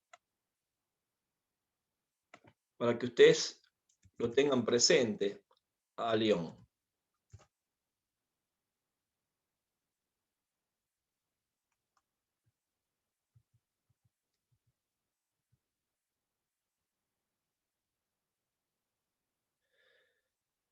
Hacia finales de, ya les digo bien el capítulo. En el capítulo 2, medio a la mitad, estaban hablando, bueno, esas charlas que tiene Emma con León, con el farmacéutico, también está Charles, y dice así, dice esto León: ¿tienen ustedes al menos paseos interesantes por los alrededores? Continuaba Madame Bovary hablando al joven pasante. Oh, muy pocos, contestó él. Hay un sitio que se llama La Patrie, en lo alto de la cuesta, en la linde del bosque. Algunas veces, los domingos, voy allí y me quedo con un libro contemplando la puesta del sol. No encuentro nada tan admirable, replicó ella, como las puestas de sol, pero sobre todo a la orilla del mar. Oh, yo soy un enamorado del mar. Y además, ¿no le parece, replicó Madame Bovary, que el espíritu boga más libremente sobre esa extensión ilimitada, cuya contemplación eleva el alma y sugiere ideas de infinito, de ideal? Pasa lo mismo con los paisajes de montaña, repuso León. Tengo un primo que viajó por Suiza el año pasado y me decía que uno no puede figurarse la poesía de los lagos, el encanto de las cascadas, el efecto gigantesco de los glaciares. Se ven pinos de un tamaño increíble atravesados en los torrentes, chozas colgadas sobre precipicios y a 1000 pies por debajo de uno, valles enteros cuando se entreabren las nubes. Estos espectáculos deben entusiasmar, predisponer a la oración, al éxtasis. Por eso ya no me extraña de aquel músico célebre que para excitar mejor su imaginación acostumbraba ir a tocar el piano delante de algún paraje grandioso. ¿Toca usted algún instrumento?, preguntó ella. No, pero me gusta mucho la música, respondió él. Ah, no le haga caso, Madame Bovary, interrumpió Homais, inclinándose sobre su plato. Es pura modestia. Bueno, siguen un poco más adelante y después, bueno, hablan de libros. Y dice, Carlos, que también participa de la conversación, mi mujer apenas se ocupa de eso, dijo Carlos. Aunque le recomiendan el ejercicio, prefiere quedarse en su habitación leyendo. Es como yo, replicó León. ¿Qué mejor cosa, en efecto, que estar por la noche al lado del fuego con un libro, mientras el viento bate los cristales y arde la lámpara? ¿Verdad que sí?, dijo ella, fijando en él sus grandes ojos negros bien abiertos. No se piensa en nada, proseguía él, las horas pasan, uno se pasea inmóvil por países que cree ver, y su pensamiento, enlazándose a la ficción, se recrea en los detalles o sigue el hilo de las aventuras. Se identifica con los personajes, parece que somos nosotros mismos los que palpitamos bajo sus trajes. Es verdad, decía ella, es verdad. ¿Le ha ocurrido alguna vez, replicó León, encontrar en un libro una idea vaga que se ha tenido, alguna imagen oscura que vuelve de lejos y como la exposición completa de su sentimiento más sutil? Sí, me ha sucedido, respondió ella. Por eso, dijo él, me gustan sobre todo los poetas. Encuentro que los versos son más tiernos que la prosa y consiguen mucho mejor hacer llorar. Sin embargo, cansan a la larga, replicó Emma. Y ahora, al contrario, me gustan las historias que se siguen de un tirón, donde hay miedo. Detesto los héroes vulgares y los sentimientos moderados, como los que se encuentran en la realidad. Fíjense, ¿no? Esta conversación es un inventario de tópicos románticos, ¿no? Lo que dicen León y Emma en su conversación, la referencia a la naturaleza, al paisaje, el efecto de la lectura, bueno, todo lo que hemos hablado, ¿no?, en la unidad anterior, leyendo la poesía romántica inglesa, vuelve a estar presente. Aunque bueno, también vemos, ¿no?, que a Madame Bovary le está gustando más la prosa que la poesía, sobre todo esa que da miedo, ¿no? Pensemos también ese producto, ¿se acuerdan de la novela romántica? Conocemos con el nombre de novela gótica. Y también pensemos lo último en la cita que yo leí, cuando ella habla, ¿no?, de las pasiones y los sentimientos y lo que le molesta, ¿sí?, esta falta de pasión o de sentimiento amoroso en la realidad. Obviamente hay una referencia velada o no tan velada a Charles Bovary, ¿no? O sea, Emma está hablando indirectamente y comparando quizás en su interior a León con Charles. Sabemos que también la novela cuenta como una especie de primer intento fallido, ¿no?, de la relación entre León y Emma. Y de hecho en la segunda parte tuvo un proceso muy interesante de lucha interna de Emma para estar, digamos, para concretar una relación con León. ¿Por qué? Bueno, vemos a esa famosa escena del confesionario, ¿no? O sea, una lucha que tiene, por supuesto, connotaciones religiosas y morales, ¿no? Emma se va a confesar y a confesarle al cura, que por supuesto, ¿qué le va a decir el cura? Y bueno, va a decir que pueda con su marido y se lo aguante, ¿no? ¿Qué va a hacer? No le puede decir el cura que siga su corazón, que siga sus sueños, ¿no es cierto? Que se deje llevar por la pasión. El cura va a decir, no, loca, te casaste, te la tenés que bancar y te lo tenés que fumar a tu marido, no importa cómo sea. O no, básicamente, traducido a un castellano moderno, ¿sí? Es lo que le propone el sacerdote en la confesión a Emma. Y Emma, en un primer momento, si ustedes se ponen a ver, ¿sí? Va a ceder a esa presión social. O sea, también va a intentar ser como Charles, se va a acomodar. Y eso termina a la larga generando, bueno, que León se vaya a París y lo pierda, por así decirlo, ¿no? Y en esa especie eh, de bueno, de angustia, de depresión, si se quiere, que atraviesa, por supuesto, se va agudizando su distanciamiento con su marido. También vamos viendo en esas escenas, en varias escenas, cómo el marido está completamente ausente, porque estos diálogos, como el que yo acabo de leer, está presente Charles. O sea, Charles ve cómo interactúan León y Emma. Por último, ya para ir avanzando y cerrar y poder hablar un poco también del cuento. Obviamente podríamos pensar en esta construcción que hace Flaubert del personaje de Emma, que Emma queda vulnerable. Y aparece en escena otro personaje, que va a ser en realidad el primer amante, porque sí va a concretar una relación amorosa, adúltera, extramatrimonial Emma, y es la figura de Rodolphe Boulanger. Y Rodolphe Boulanger, por supuesto, préstenle mucha atención a cómo se construye el personaje de Rodolphe, porque Rodolphe es un hombre experimentado en estas relaciones extramatrimoniales. Es más, es un hombre experimentado en identificar con quién puede tenerlas, ¿sí? Y realmente lo construye muy habilidosamente Flaubert. No es un hombre de mundo, es un hombre que ha mantenido mujeres, que ha tenido otras amantes. Y cuando la ve a Emma, por supuesto, le atrae físicamente, le llama la atención su belleza, pero también ve algunas cuestiones que, por supuesto, tienen que ver con esa posibilidad de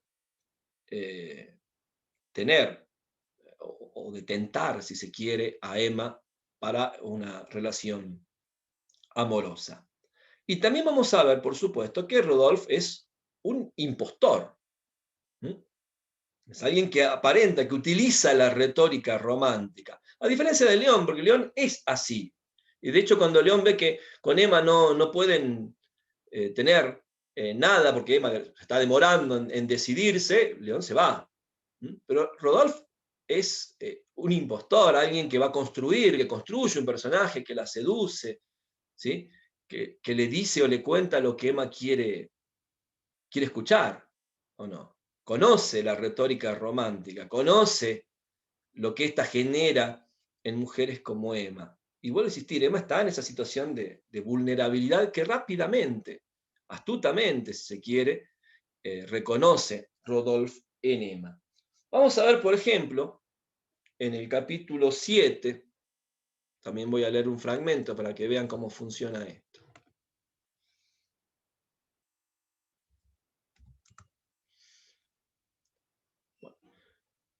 Cuando se va León, por ejemplo, al comienzo del capítulo 7, fíjense los primeros párrafos. El día siguiente fue para Emma un día fúnebre. Todo le pareció envuelto en una atmósfera negra que flotaba confusamente sobre el exterior de las cosas. Y la pena se hundía en su alma con aullidos suaves, como hace el viento en los castillos abandonados.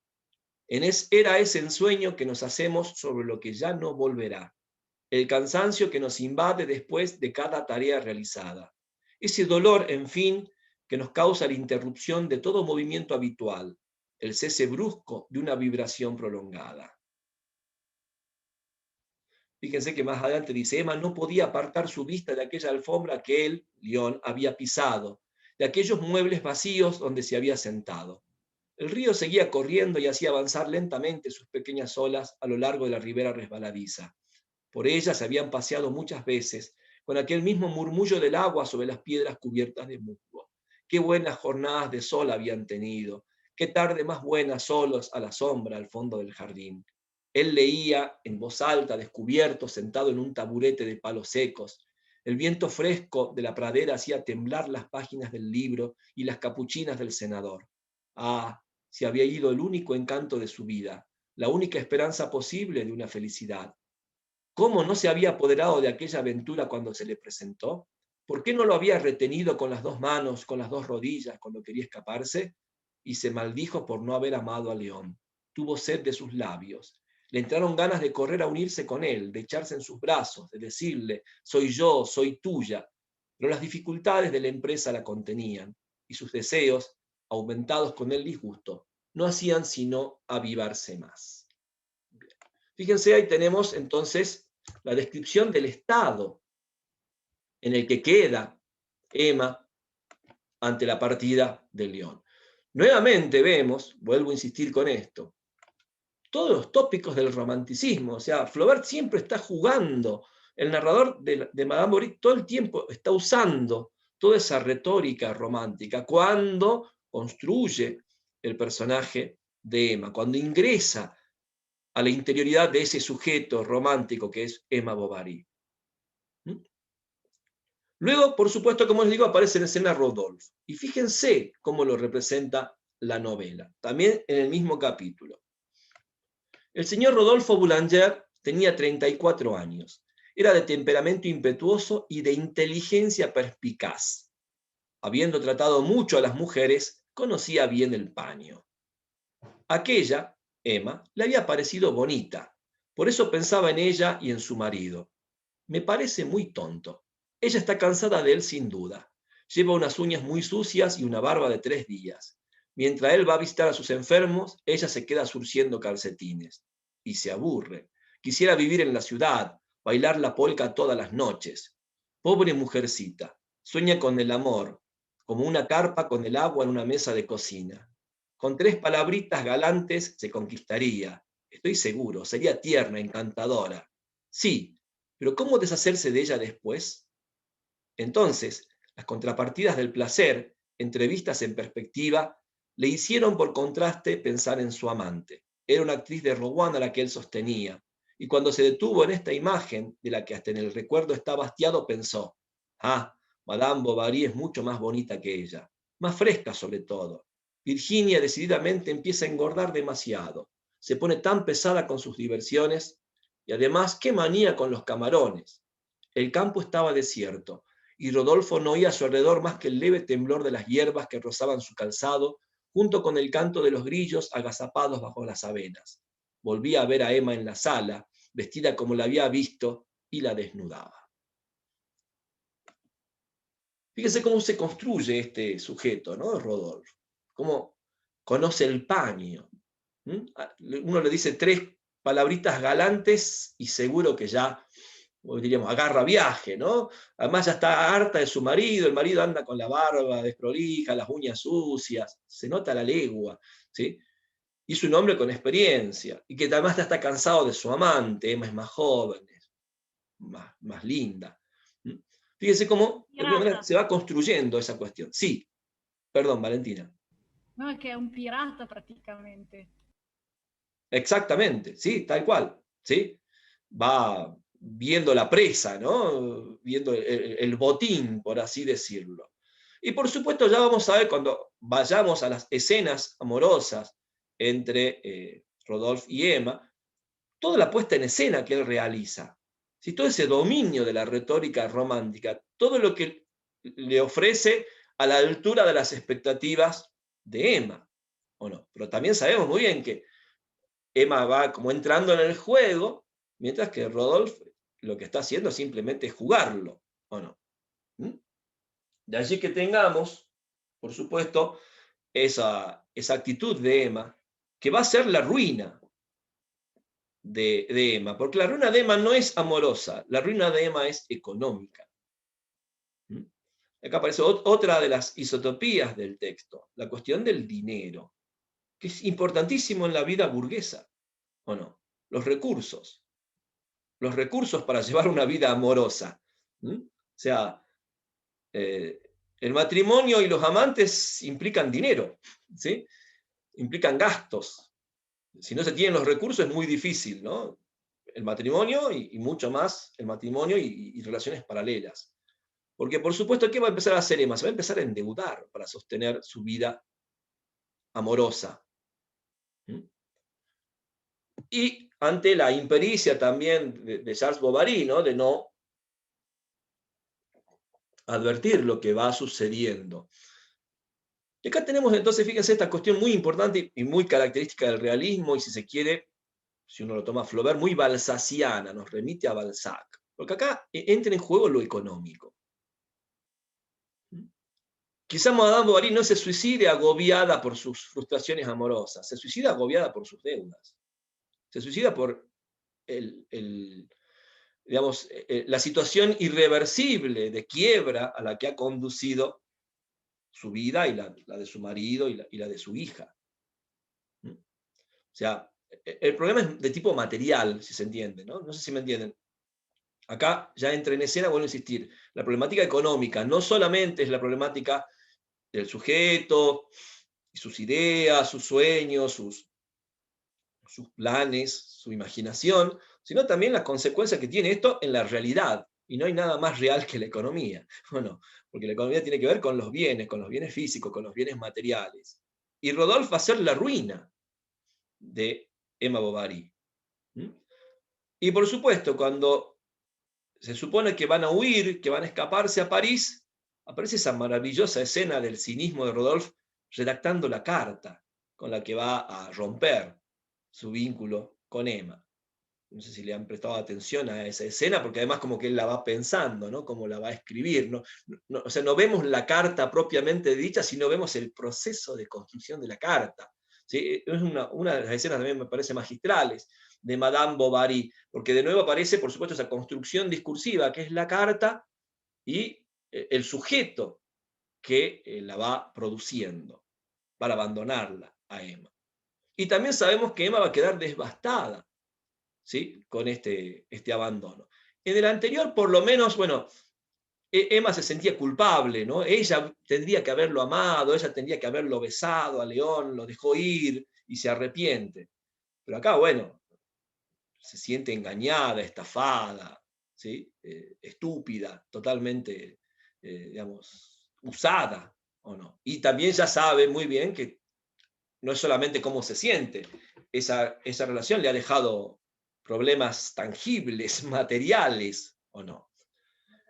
Y nuevamente, Flaubert hace gala de su maravillosa capacidad de construcción novelesca. Aparece la escena de la ópera. Esa escena que se desarrolla en el capítulo 15, con el que se cierra la segunda parte. Obviamente, la ópera, sabemos muy bien, es un ritual característico, ritual social característico de la burguesía del siglo XIX, ¿no? Esto de ir todas las semanas a la ópera, y es donde lo que menos se veía a veces era el espectáculo, lo que era verse entre ellos, ¿no? Verse con quienes están sentados, quién ha venido, no sé, a la ciudad, bueno, si hay algún, no sé, rastro de amoríos clandestinos, cómo se miran, la vestimenta, por supuesto, que lleva cada uno, si se van vestidos siempre igual a la ópera o están estrenando nuevas joyas y todo ese tipo de cosas. Habrán visto miles de películas, ¿no? Sobre ese tipo de escenificaciones de este tipo de cuestiones, y en Madame Bovary aparece una escena.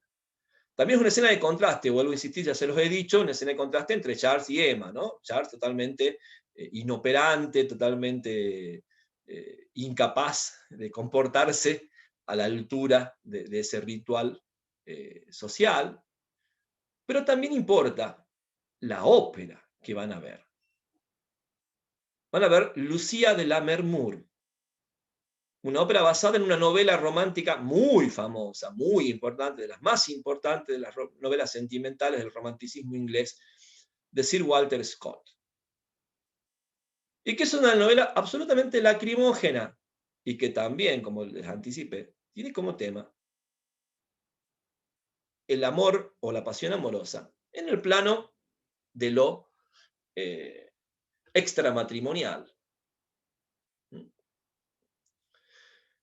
Y por supuesto, de alguna forma, ¿qué es lo que está viendo Emma Bovary en esa ópera? Es la puesta en escena de sus ideas, ¿no? De su pasión, de sus, no sé, de su forma de pensar, lo amoroso, la vida. Y a la vez, por supuesto, como muchas historias románticas, ¿qué es lo que cuentan muchas historias románticas? El fracaso de esa pasión. La imposibilidad de que esa pasión termine bien, acabe bien. ¿Mm? Pensemos que el modelo de muchas historias románticas sentimentales es Romeo y Julieta, y todos sabemos cómo termina Romeo y Julieta, ¿sí? Con los dos amantes muertos, ¿o no? ¿Mm? Y sabemos que antes de Romeo y Julieta hay muchas escenas, ¿no? En la literatura universal, desde Píramo y Tisbe, Leandro y Hiero, Calisto y Melibea, ¿no? En la Celestina, estos amantes que terminan mal, ¿o no? ¿Mm? O sea, la literatura romántica muchas veces nos ha advertido que así se termina cuando se ama de ese modo. Y Lucía de la Mermour de Scott no es la excepción. ¿Sí? Bueno, entonces fíjense, también en ese momento además, ¿no? La ha dejado el amante. El marido se comporta de la peor manera en la ópera, poniendo muy en evidencia, ¿sí? Las cosas, el tipo de hombre que es ese héroe antirromántico. Van a ver una ópera que destila romanticismo por todos los poros. ¿Quién entra en escena? León, de nuevo. ¿Sí? León también ha ido al mismo teatro y se encuentra con Emma. Y por supuesto, ¿sí? Ahora sí se concreta la relación amorosa entre Emma y León. Y eso se va a desarrollar sobre todo en la tercera parte, ¿no? La tercera parte, por lo menos la mitad de la tercera parte, está abocada a la representación del romance entre Emma y León. Cada vez también es muy interesante porque tiene características distintas a la relación que tuvieron Emma y León al inicio, esa relación que no se concretó, que no fue más bien un enamoramiento de ambos, pero que no se concretó en una relación amorosa, y por supuesto muy distinta a la relación con Rodolphe. Pero tiene un punto en común. Hay dos cuestiones para destacar. Es una relación en la que Flaubert hace alusión de una mayor pasión sexual. Está la famosísima escena del carruaje, ¿sí? Donde están Emma y León paseando por toda la ciudad en el carruaje. Obviamente, la alusión es que están teniendo relaciones sexuales y por eso el carruaje anda dando vueltas por toda la ciudad mientras ellos, ¿sí? Pueden tener ese encuentro sexual. ¿Mm? Es una relación, si se quiere, como les digo, mucho más que donde carga un poco las tintas Flaubert en su novela sobre la pasión amorosa ligada a lo sexual. Pero hay un problema que Emma no ha podido resolver, que es el tema económico. Emma sigue gastando mucho dinero para sostener su vida de adúltera. Es una vida muy cara. Ir al teatro, pagar a esa profesora de piano a la que nunca va, todo lo que implica, digamos, la trampa, diríamos hoy, ¿no es cierto? Tiene un costo económico, no se hace solamente con mentiras, ¿sí? Tiene un costo económico. Y a la vez también, eso también hay que decirlo, vamos a ir viendo que en la novela se va presentando paralelamente de manera muy sutil todo un cambio de contexto, de una crisis económica que va afectando al trabajo de Charles. Hay una serie de indicios de que en el contexto en el que esto está sucediendo, Francia no está atravesando su mejor momento económico. Y un médico de provincia, un médico de una zona rural como Charles Bovary, que además tampoco ha progresado, tampoco se ha ganado una clientela, por así decirlo, rica, es como que se ha quedado, ¿no es cierto? Charles con esa especie de conformismo que lo caracteriza, y bueno, eso les juega en contra, porque no tiene ninguna perspectiva de crecimiento económico que permita subsanar estas cuestiones. Bueno, y ya sabemos cómo termina, ¿no es cierto? Toda esta trama en la que se entremezcla lo pasional y lo económico, finalmente acaban con la vida de Emma Bovary. Y la novela se cierra nuevamente sobre estos personajes con los que se había abierto, es decir, no con la figura central de la heroína, que tiene estos tintes románticos, si se quiere, incluso también con la idea del suicidio, ¿no? Hasta el último momento, por así decirlo, Emma se comporta como un sujeto romántico. Volvemos de nuevo a las imágenes o al mundo de Charles, de Berta, de la hija, de la familia de Charles y de Emma, y que tiene que ver de nuevo con lo cotidiano, con ese universo no romántico,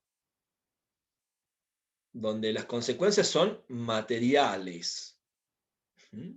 Un Charles totalmente, bueno, arruinado económicamente, con una salud deteriorada, finalmente muere Charles, la orfandad de Berta, la dificultad para que Berta tenga quien la atienda, ¿no es cierto? Porque también son familias que no tenían muchos miembros. Y vuelvo a insistir con esta idea de los contrastes, ¿sí? Esa apertura, esa figura de Charles acompañando en distintos momentos como contrapunto de la figura de Emma y ese cierre. Por supuesto que es una novela que encierra una profunda crítica al romanticismo, representando la construcción de una heroína romántica. Lo interesante, por supuesto, es una novela que, en esa idea que tiene Flaubert sobre la impasibilidad, sobre no opinar, sobre que no aparezca el autor, ¿se acuerdan de eso que hemos leído en la carta que yo les cité y que ustedes tienen en la bibliografía crítica, ¿no? Que el escritor tiene que ser como un dios que crea la obra, pero después no se lo tiene que ver?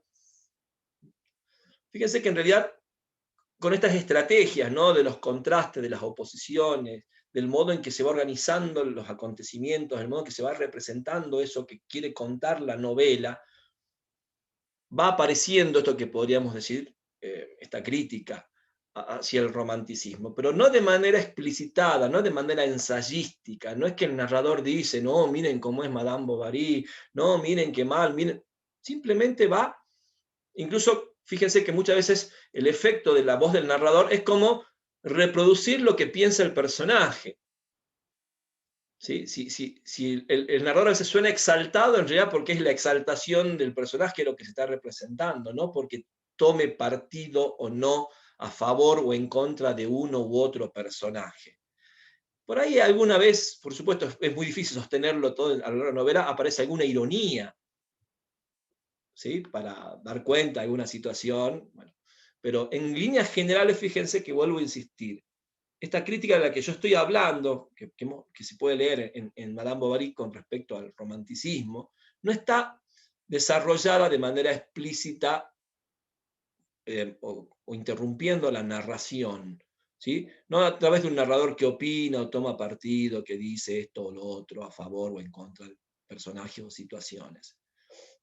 Y acá aparece, insisto, en esa maestría formal, ese realismo formal, es la forma del relato en la que se construye, ¿sí? Esta representación, si se quiere, crítica del romanticismo y de su impacto en la vida de hombres comunes y corrientes, porque el romanticismo de Eva, insisto, no solamente impacta en Emma, impacta en quienes la rodean, ¿o no?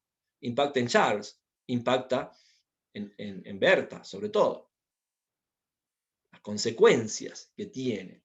No solo la autodestrucción de Emma, sino todo lo que se va destruyendo a partir de esas dificultades. Y vuelvo a insistir, ¿no? Sobre todo a partir ya de la segunda parte, cuando entra en escena Rodolphe, esa visión, si se quiere, balsaciana, ¿no? De la importancia del dinero, de la importancia del económico, de la importancia de las cosas, del mundo de los objetos. ¿Sí? No solo somos pasiones, ¿sí? No solo somos sentimientos más o menos idealizados o exaltados. Nuestra vida también es una vida material.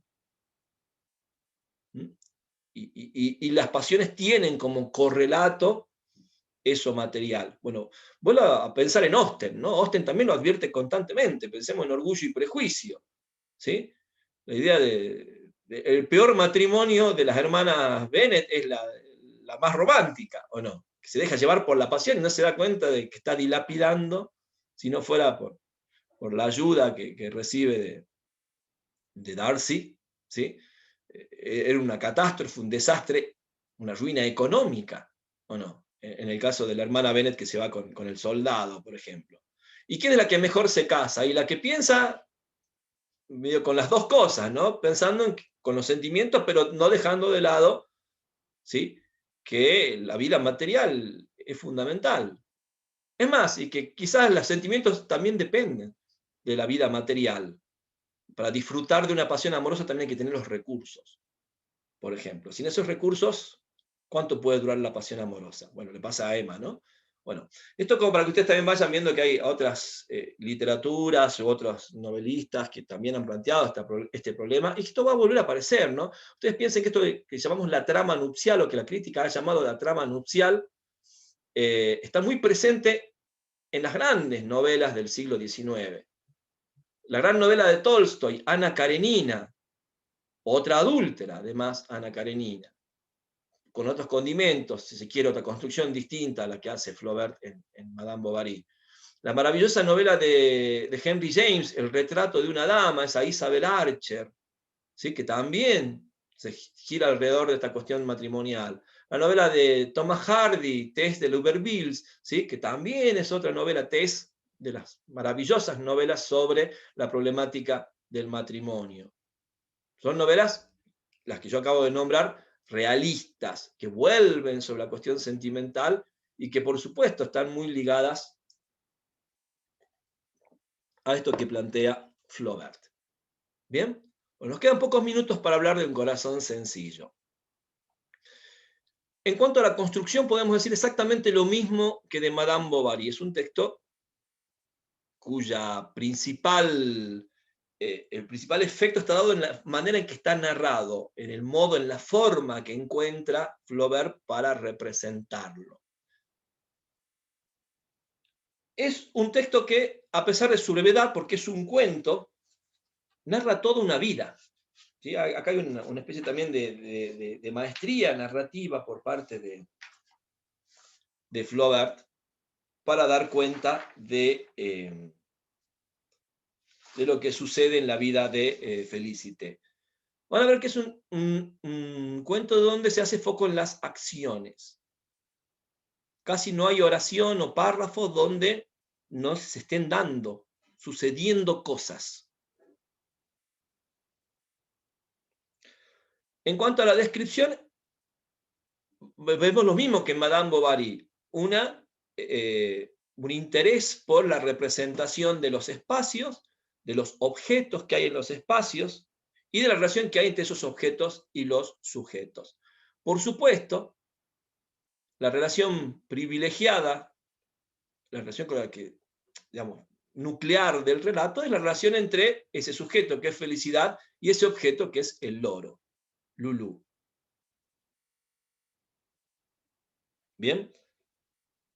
También vamos a ver que hay una ausencia de sentimentalismo. La vida de Felicidad es una vida trágica. Le pasa de todo en la vida a Felicidad. Sin embargo, el narrador en ningún momento la presenta como una víctima. No la representa nunca como un sujeto trágico. No la representa nunca como alguien. Es más, quizás la gran característica de Felicidad es sobreponerse a todo. A seguir viviendo, a continuar con la vida. Esa vida, insisto, cotidiana, rutinaria, no excepcional, de la que hemos venido hablando como característica del realismo.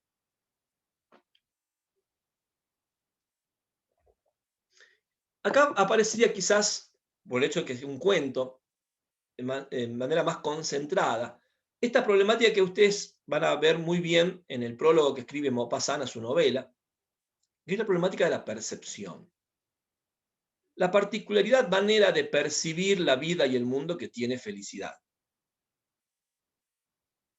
Hay una característica en Felicidad, por supuesto, que tiene que ver con su analfabetismo, con su ignorancia. y cómo, por supuesto, desde esa ausencia, desde esa carencia de saberes, de conocimientos, percibe el mundo de manera distinta.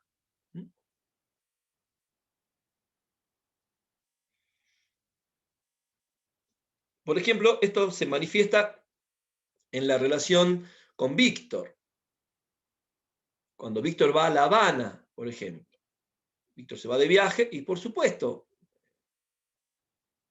hay una imaginación, ¿no? Una percepción de algo que no es conocido, ¿sí? Y que nos anticipa esa particularidad de felicidad. Ante la ignorancia, ¿qué hace? Imagina.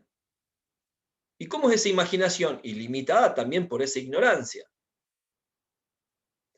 ¿Y por qué digo que nos anticipa? Porque por supuesto esto tiene que ver con esa idea del Espíritu Santo que se va a forjar felicidad ya en su lecho de muerte, ¿no? Van a ver también esta impasibilidad, de alguna manera también está representada por la misma felicidad. O sea, no solamente el narrador es impasible, pareciera que felicidad también es impasible. ¿Sí? Vuelvo a insistir, hay como un peso de la cotidianidad también en este tipo de sujetos que representa Flaubert. La vida sigue, la vida continúa. ¿En qué consiste la vida de felicidad? En atender a la familia Obem, ¿o no? Me pasan grandes tragedias, bueno, pero al otro día hay que levantarse y, no sé, limpiar la casa, hacer la cocina, ¿sí? O sea, no es un sujeto que se pueda detener en sus pasiones. No es un sujeto que pueda tener tiempo para la pasión. En este caso, el dolor, la angustia, la depresión.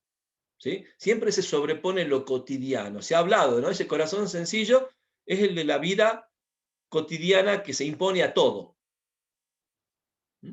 Vuelvo a insistir, fíjese, cuando muere Virginia, por ejemplo, la preocupación de felicidad, bueno, hace una especie de microduelo, de pequeño duelo, y ya está pensando en lo cotidiano, ya está pensando en lo que tiene que hacer. Por eso también habla de esta idea de, en un momento dado se dice en el cuento, de los años todos iguales. De nuevo hablamos de esta representación que no tiene que ver con lo excepcional, con lo absolutamente novedoso, ¿no? A la vez también vamos pensando, eso es algo que ya les he dicho, es un cuento donde aparece una serie de coordenadas temporales muy precisas, años.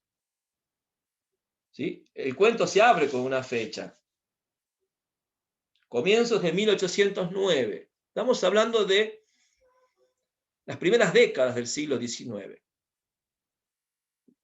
Una década que sabemos muy bien atravesada por el romanticismo, ¿o no?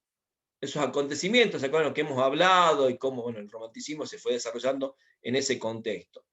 Y llega hasta la Revolución de Julio, en 1830. De hecho, es el loro del subprefecto que participa en la revolución el que luego le regalan a Felicidad, ¿o no? ¿Sí? Y es como, fíjese, ese contraste, ¿no? Ese contexto que uno sabe que son las coordenadas del apogeo del romanticismo, y en oposición este otro sujeto.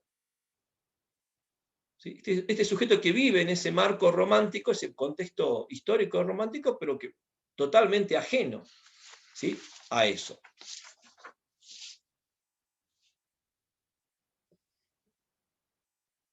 Después tenemos un elemento muy interesante que tiene que ver con la sordera de Felicidad. Y cómo eso, por supuesto, modifica absolutamente su relación. Por eso les digo este tema de la percepción. Es un cuento en el que esta cuestión de la percepción del mundo es muy importante.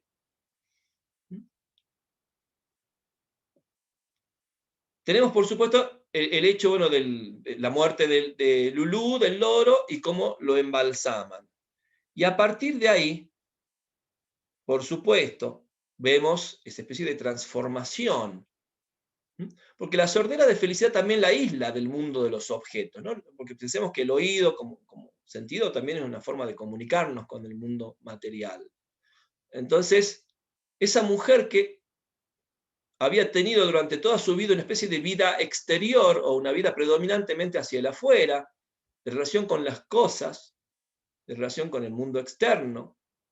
A partir de esa sordera y de la muerte de Lulú y su embalsamamiento, empieza a tener una especie de vida interna. Y esa vida interna se manifiesta, en este caso del personaje de Flaubert, a través de una religiosidad, pero una religiosidad muy particular, porque la religiosidad de un sujeto que, vuelvo a insistir, es analfabeto, no tiene conocimientos, no tiene saberes, y por lo tanto es como muy privado el modo en que construye su religiosidad Félicité. No sé si me entienden lo que quiero decir, para que ustedes vean también como una especie de matiz con respecto a lo que vimos en Madame Bovary. ¿Mm? En Madame Bovary habíamos visto cómo se construye esa subjetividad de Emma, principalmente. Y el valor, la importancia que tuvo en la experiencia de Emma, sus lecturas, su formación religiosa. Acá vemos a una mujer que toda su vida ha sido una mujer de acción, de hacer cosas, de estar sirviendo a la familia Aubin. De manera ejemplar, incluso piensen que el cuento se abre diciendo que todo es la envidia de todas las otras familias, todos quisieran tener una Félicité, ¿o no? Una mujer que parece que todo lo que hace es hacer cosas todo el tiempo, no para, ¿sí? Y las hace bien encima, es eficaz, eficiente. Esa ha sido esa vida, como un sujeto empujado hacia afuera, a la pura acción.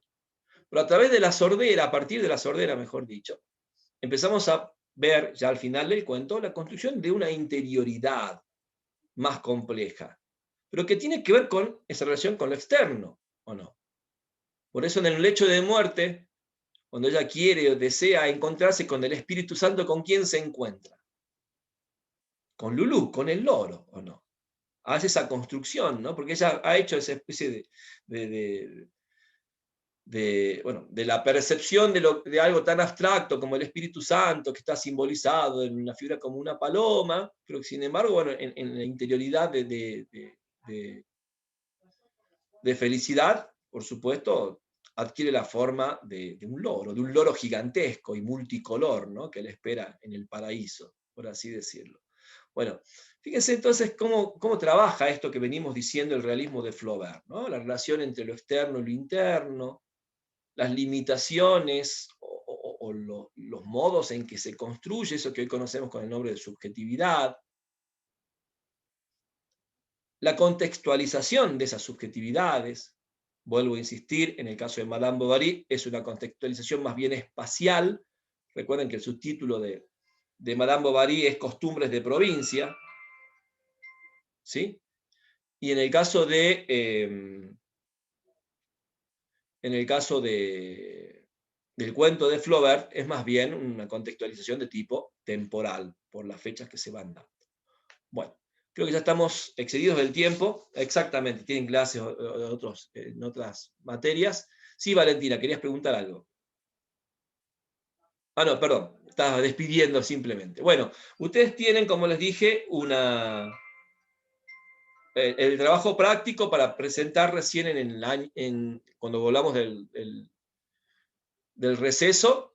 Para la próxima semana yo ya voy a subir una clase para presentar la poesía de Baudelaire. También ya he subido los textos de Baudelaire que vamos a trabajar, los dos poemarios, Las flores del mal y El spleen de París. En el caso de Las flores del mal, vamos a trabajar de manera oral, van a exponer, ya les voy a también pasar las cuestiones para que ustedes tengan en cuenta cómo organizarse con la lectura de ese poemario. De todas maneras, ustedes van a tener esa clase introductoria que les digo es grabada, que es la que yo les debo todavía de la semana pasada que no pudimos tener clase. Van a tener la guía de trabajo y luego van a trabajar de manera individual con algunos poemas, pequeños poemas en prosa o el spleen de París. ¿Bien? Bueno, eso sería todo por hoy entonces. Les agradezco mucho que se hayan quedado hasta este momento. Bueno, estamos en contacto por cualquier situación, cualquier cosa que necesiten, a través del grupo de WhatsApp o por correo electrónico, se comunican conmigo, con Noelia, con Jeremías, con Augusto. Un poco hoy por la urgencia no pude presentar a Augusto.